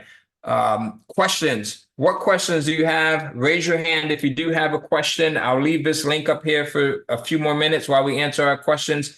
Go in and upgrade to a Platinum ticket by going to michael-offers.com/book-challenge. And Jill Glasscock, you have your hand up, so I'm going to unmute. Day one, I feel I've already got my money's worth. You're in for a treat, then, Kathy. Wow. Des, we definitely have to add that into our email. That's it, guys. It's marketing, right? Marketing is, there's an acronym. So I've got a mug and a hat and a shirt a buddy of mine sent me. It says ABM on it. And I used to always say this, ABM, ABM, ABM. His name is Michael Fleischman. He's up in New Jersey, Janine. and I'm sure not all New Jerseyans know each other, but just in case you do know him. And I would say this to him, I probably said it to him 1,000 times, right? And he finally sent me this hat, mug, and shirt combo, and it stands for ABM stands for what? Who can guess? Who can guess what ABM stands for? Always be marketing. Always be marketing. Right? Always, especially if you believe in your fame. Always be marketing. Thank you, JD. All right. So Jill, I'm going to ask you to unmute. And as Jill unmutes, Jane also just asked a quick, does Platinum include a video recording? Absolutely. VIP and Platinum will get you the recordings, the replays, everything for the entire challenge. All right. There you go, Jane. Jill, what question do you have Hey, there? Ty. Hey. Hey, Willie. hey, Willie. Yes. As we went along here, I was wondering, and Willie had answered this, but in case anybody else has the similar question, I was wondering why we didn't need to do any Kindle research, any Amazon research to see if what we want to write about is A, even has any readers, and B, doesn't have, 15,000 of the same how-to book. Yeah, great question. And Willie, I know you covered that. Do you want to jump into it again? Yeah, I would. And I would just preface that with there's a lot of ways you can do research, and Amazon's a great platform. We actually teach doing research on Amazon. For this here, this is what I would pose, and it'll make sense once I say it, and I'll just rephrase it that way. Maybe for you, Joanne, or anyone like you mentioned who may have a question or an idea. We want to use AI as a tool, and we also want to do it faster, easier, and quicker. Honestly, with the 5 or so prompts, whatever the exact number might be, I could have did the same research in 5 minutes. That maybe it took me 20 minutes, 30 minutes, an hour on Amazon. Now, I'm not saying discard Amazon either, but here's a better idea. You guys still want to do that if you're into Right. the That's Kindle what I was going to get publishing. to for this as well. I'd encourage you, do this research, just trust the process, like we said in the beginning, and it may be uncomfortable because a lot of us know a way to do things there too. But take this information, it's going to make your Amazon research 10 times better too, because now I can say, hey, this is Sarah who wants to learn photography. Now I'm finding specific photography books that Sarah could use, and now I'm gathering information that way. So it's only going to accelerate any other method you're already using, but just getting that core customer, getting an idea of who I want to serve, then I can take that back, and you always can do more research, but it will make the other research better instead of just going to Amazon, putting in photography. That will work, but again, there's 101 Amazon books or more on photography, and if I don't know where I want to start, deep end or shallow end of the pool, but now with Sarah as my avatar, I know a very specific person, so now I can look at very specific books in Amazon, and then I'm going to have more impact and get more out of that, the Amazon exercise, in addition to what we just did here today as well. Yep, the great question, great answer. So if you guys and the reason why she's asking that question is because we have a training called Kindle Cash Flow and the Fast Pass training. So if you're following those trainings, yes, you could still go in and use that option. That option is not going to ever not be one that you could put into place, right? So you could still follow that. We'll give you another way of doing research as well. And then I saw what Jill said, are we putting these books on Amazon? Yeah, absolutely. You could sell them on Amazon if you want. You could sell them on your own platform. So there's no limits to this. Like you can take what you're going to have at the end of this week and you can do what we'll even give you a platform. I don't know if we're going to do this, Willie, but hell, I just opened my mouth up. We're going to give you a platform that you could even sell these from. How many people would like that? Like we'll give you a platform. If you guys are familiar with ClickFunnels and, we'll give you a funnel that you can even go in and you can sell this book on once you're done, or your books, because you will want to create multiple books. All right. So we'll give you that as well. Yeah, I'm all for that. And if you can't tell already, our goal is for you, one, obviously through this challenge to get the book written, but we also want you to do something with it. Now that you have that book written, we're going to help you as much as we can to get that done. Yeah. And I think that, so we've given them a platform, we can also give them our funnel. So we'll give them the exact types of funnels that we use. And then you just go and you'll fill in the blanks with those funnels, guys. And it's not ClickFunnels, right?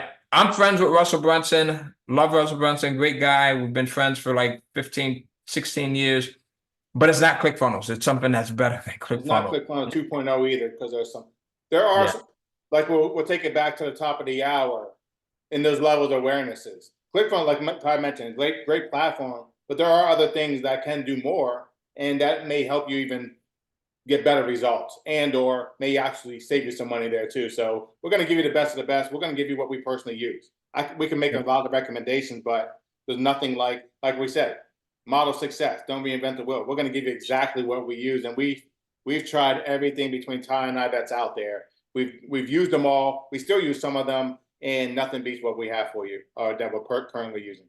It's insane. As a matter of fact, if you got emails from us, it's the same platform that we send our emails out. If you got text messages, I don't think we sent text messages out for this. We did send text messages out for this. It's the same platform that we use to send our text messages out. All right. So you're going to love this. And I think what we do, Willie, is we keep them in suspense for a few days. Absolutely. We reward everyone that shows up. Janine, I know you're going to be there. Janine's got her hand up. I'm going to unmute you, Janine. Janine is one of my friends here. Her and I have a lot of fun conversations, and I just asked you to unmute, but there you go. And we were actually talking back and forth right between the pre-session and when we went live about the music. So there you go, Janine. Good to see you.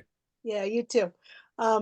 So my question is, I missed it, and I see that there's a whole bunch of different chat GPT versions. So how do you get in, like, what's the address or whatever for chat GPT? Yep. And you can use any version. So I'm glad you brought that up. So any version doesn't matter. All right. Because next week they'll probably have a new version, and then week after that they'll probably have a new one. So any version you could use. And then what is the address? Let me grab the address for you really quickly where you can go and you can log into ChatGPT. So it's going to be OpenAI.com. There you go. All right. It's gonna be what? Open, OPEN, AI, like .ai, and I'll just drop it in the chat box. But again, we're going to put it in there for everyone here. We're going to put this. It's actually chat.openai.com. If my copy and paste, if I can click in the right. Yep. I just put it in, Willie. All right, perfect. All right. So there you go. So any other questions? What other questions you guys have? Other than the platform, it's driving them crazy. But that's why you should be here live. You're going to find out sooner than anybody else. Yeah. All right. Absolutely. All right. Yes, A Sims. All right, guys. I know some people have to go. So if you do have to go, by all means, go ahead. We're just going to continue to answer questions now. Barbara, we'll see you. Barbara down in Florida. All right. Who else? I just saw someone else who said they had to leave. All right. Janine says you are going to love the platform. Absolutely, Janine. All right. Remember, guys, we start at the same time tomorrow. Philip Reese, I know you have to go. I know it's late over there in the UK. So have a good night. It's probably about what? It's got to be about 1 o'clock or so for you, Philip. All right. 1 or 2 2, depending what part of the country he's in. Yeah. What other questions do you have? Yeah, any questions? And I know we've gone through, and everyone was saying yes, they got it, whatever the case might be. And you saw some of the prompts. You're going to get access to your members there to get those prompts. You're going to have everything there. Yeah, good night. And everyone's welcome for the people that are messaging us there directly there too. But any questions, seriously, ask them. And if you don't have any, that must mean Ty and I are doing our job. So we're going to just see real quick here if anyone else is doing that. There you go. All right. I can't wait for tomorrow because the outline we go into, this is what I really love, like the outline, and it's starting to take shape. This is where it starts to become a lot more visible for you. So tomorrow, I'll make sure that you're here. Go through this entire set of prompts that we gave you. I think there's about 4, maybe 5 of them. Play with them between tomorrow and tonight. Jill, I think you have your hand up again. If I don't know if that's the same hand raising that you had from earlier, but if not, I'm going to unmute you again just in case you raise it again. No, you know what I did? I was trying to figure out the platform. So I hit unsubscribe on the email thinking it would give me the platform at the bottom, but it unsubscribed me. You sabotage yourself. But no, I got your message. Just drop in your email, Joe. You can do it on Voucher as well, but or you can drop. So y'all don't try that. Don't try to unsubscribe and be a detective. There you go. Exactly. Trust the process, everybody. We're I'm going to give you impatient. everything. What can I tell you? Time. Impatient. Hey, at least, hey, look. Give you every piece of the puzzle. We talked about, me and Coach Caroline, we talked about on the MMM this morning. Philip, you were there, and a few other people. I think Kari Schultz was there too, a few others. We talked about the first step is awareness, right? So having this level of awareness. So you're aware that you're impatient. So look, you got the first step in place, right? And the topic this morning on the MMM was just thinking bigger and getting to the next level with your thoughts, your actions, your beliefs. And that first step is awareness. So think But in about all this. seriousness, that can, like, just a little small rush here or there. That's usually when you stub your toe or when somebody gets in a fender bender. Is rushing can, or you might miss something. If you focus on one thing, this isn't pointing at you either, Joe, so don't take it personally. I know you don't. But for everybody, like, be open to everything. And it's being out of your comfort zone. Sometimes you don't always have the answer, but I can promise you over the next few days here, you have all those answers, every answer you need, and you'll get them at the right time. Because having an answer is good, but having a timely answer is better, especially when that timely answer is right. So just There you trust go. that. That's all I got for everything here, Ty. All right. Any more questions? Any more questions that you guys have? Anything? Jim Brown, anything? Joanne King, Margarita, Joanne, the other Joanne, Mohammed, anything? Bob Jackson, Simeon, anything? Robert, Pauline, good to see you, Pauline. Nancy. Hey, Ty, Yep. I just want to make sure that everyone is able to log into their members area. I've been doing some password resets in the chat. So if there's anyone else that's unable to log into their members area, they could just shoot me a message and I'll reset their password on the back end. All right. So you guys heard that. So if there's anyone, and the members area is where you want to be, right? Because that's where the prompts are going. That's where, if you're a VIP or a platinum member, that's where the recordings are going. Margarita, are you in the members area? You good? I thought I saw your hand. All right. That's where we're having all of our resources. So making sure that you're able to log into the members area. Do not unsubscribe from any of our emails. And I say that not because I want you to get our damn marketing messages, but I say that because it's going to affect your ability to reset your password if you unsubscribe from our emails. And we've had that happen to a few people where they would, by accident, no one would dare unsubscribe from our emails on purpose, but by accident, 1 or 2 individuals unsubscribe from an email. Irma, you like that, right? And they were not able. Was that you, Irma? Did that happen to you? So I just asked you to unmute right there, right? Because I want to get your firsthand experience there with that. Yeah, so because you guys are with, I think, Writer's Life, and you are with Kindle, and there are so many. And I thought, okay, I'm going to be able to get all the other emails. I don't have to worry about it was the Kindle one. Yeah. And then by golly, by Molly, that's what happened. Yeah. So she unsubscribed by accident, and I wasn't picking on you because it happened to maybe about 2 or 3. And what happens is now you don't get your login emails and everything else. But we got you all set. Oh no, wait, you and I were going back and forth by email, right? Are you the TED Yes, Talk? we were. It was so funny. I didn't receive the emails, but Yeah. you and I could talk. And Willie, also, you replied at one stage, and Des helped me out. I mean, we became like family eventually with all the back and forth. We did. And Irma is going to be a guest on the Monday Morning Meetup because she's done something really cool, which is, this is why, like, it's good having a community and you get to know people. I looked at her signature. We were going back and forth in emails, and I saw down at the bottom of your signature, TED Talk, right? And I'm like, oh my God, like, we've never had a guest that's been on a TED Talk. So we got to get you in. So she's going to be on the Monday Morning Meetup. We got to coordinate our schedules. My dogs. Because it is And 8 a.m. my in best Eastern. friend is also with me on this course, and she and I were on the TED stage together, Margarita. Oh, wow. Okay, so Margarita, who I've been going back and forth with doing events, I think she was on an event Friday. All right, and I kind of called her out. So Margarita, we might have to do a little tag. Margarita left already. I think she left. Yeah, We might have to get both of you guys on the Monday Morning Meetup as a guest. I think so. Right, so let's do it. So I'll coordinate with you by email, and we'll get something going. And it'll probably be in about 2 or 3 weeks. That's when we have another opening, if that works for you. But we'll talk about it by email. That's Right, good. very Thanks, cool. Ty. And thanks. This is amazing. I really like the way you lay everything out. And I have used ChatGPT in the past to work with nonfiction, but this makes more sense you know, when you go into the mind of your avatar, I really enjoy this. So Thank you. thank you for putting this up for us. Very cool. Thank you. All right. So any other questions there, guys? And go in, use the prompts. We do want to ask you, I want to ask you guys a question before we close out. So the first question, and I'm going to remove you. I'll take the big spotlight off of you over there. Is this your first event that you've been on with us? If this is your first event, just put a 1 in the chat box. I want to kind of get a gauge. If this is your second event, put a 2 in the chat box. And it could have been any of our events. It could have been another challenge. It could have been like the KCF Live events. If this is your third event, put a 3 in the chat box.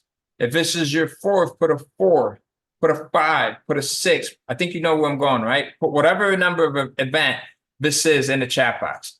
All right. Wendy Bolton says 7. Denise says 5. Ann says 5. Joanne says 5, 4, 3. I see Irma says 2. All right. Too many to count. All right. Because I'm trying to see if there's. What's that? Margarita, this is our first one. And then Yeah, that's what I'm looking for. There you go. And Glennis in Australia said that this is his first. What time is it for you right now, Glennis? JD Clement says 10 or more. Pauline says I had lost count. All right. So the reason why I'm asking is what you'll see is we end up becoming a family. Irma just said it, and I think she said this is her second event. But that's the vibe that we want here. So we want this vibe where like we help one another. So if you find someone else that's in the community and they have a question, you can help them or vice versa. We also want you guys to create these sub-accountability groups, right? Where you're holding one another accountable. We're here to help you, all right? Myself, Willie, Des in the background, our other team members like Coach Caroline, Coach Sue, Coach Jawar, Rodney, many of the others, Brian, who you guys haven't seen yet, if this is like your first or second.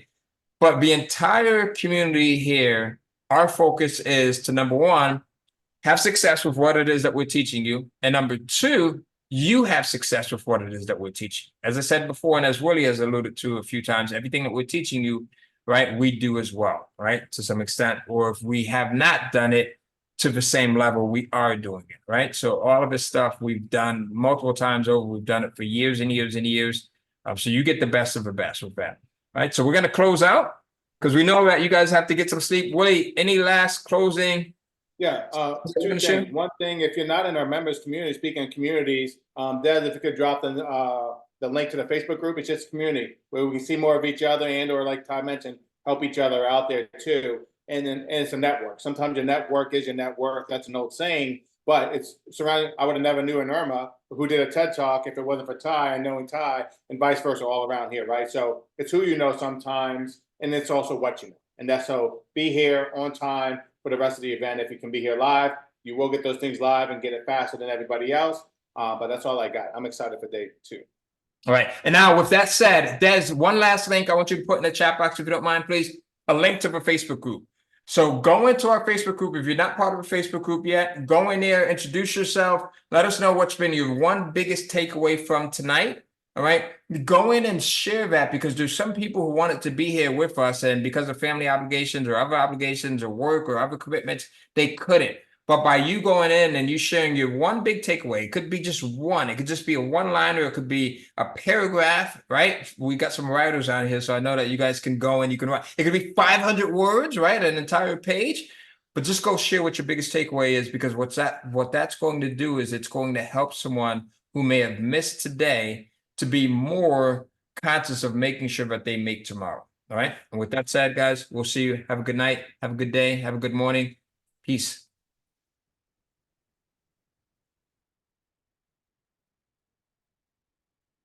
I'll leave that last screen up, Willie, so that they can have it.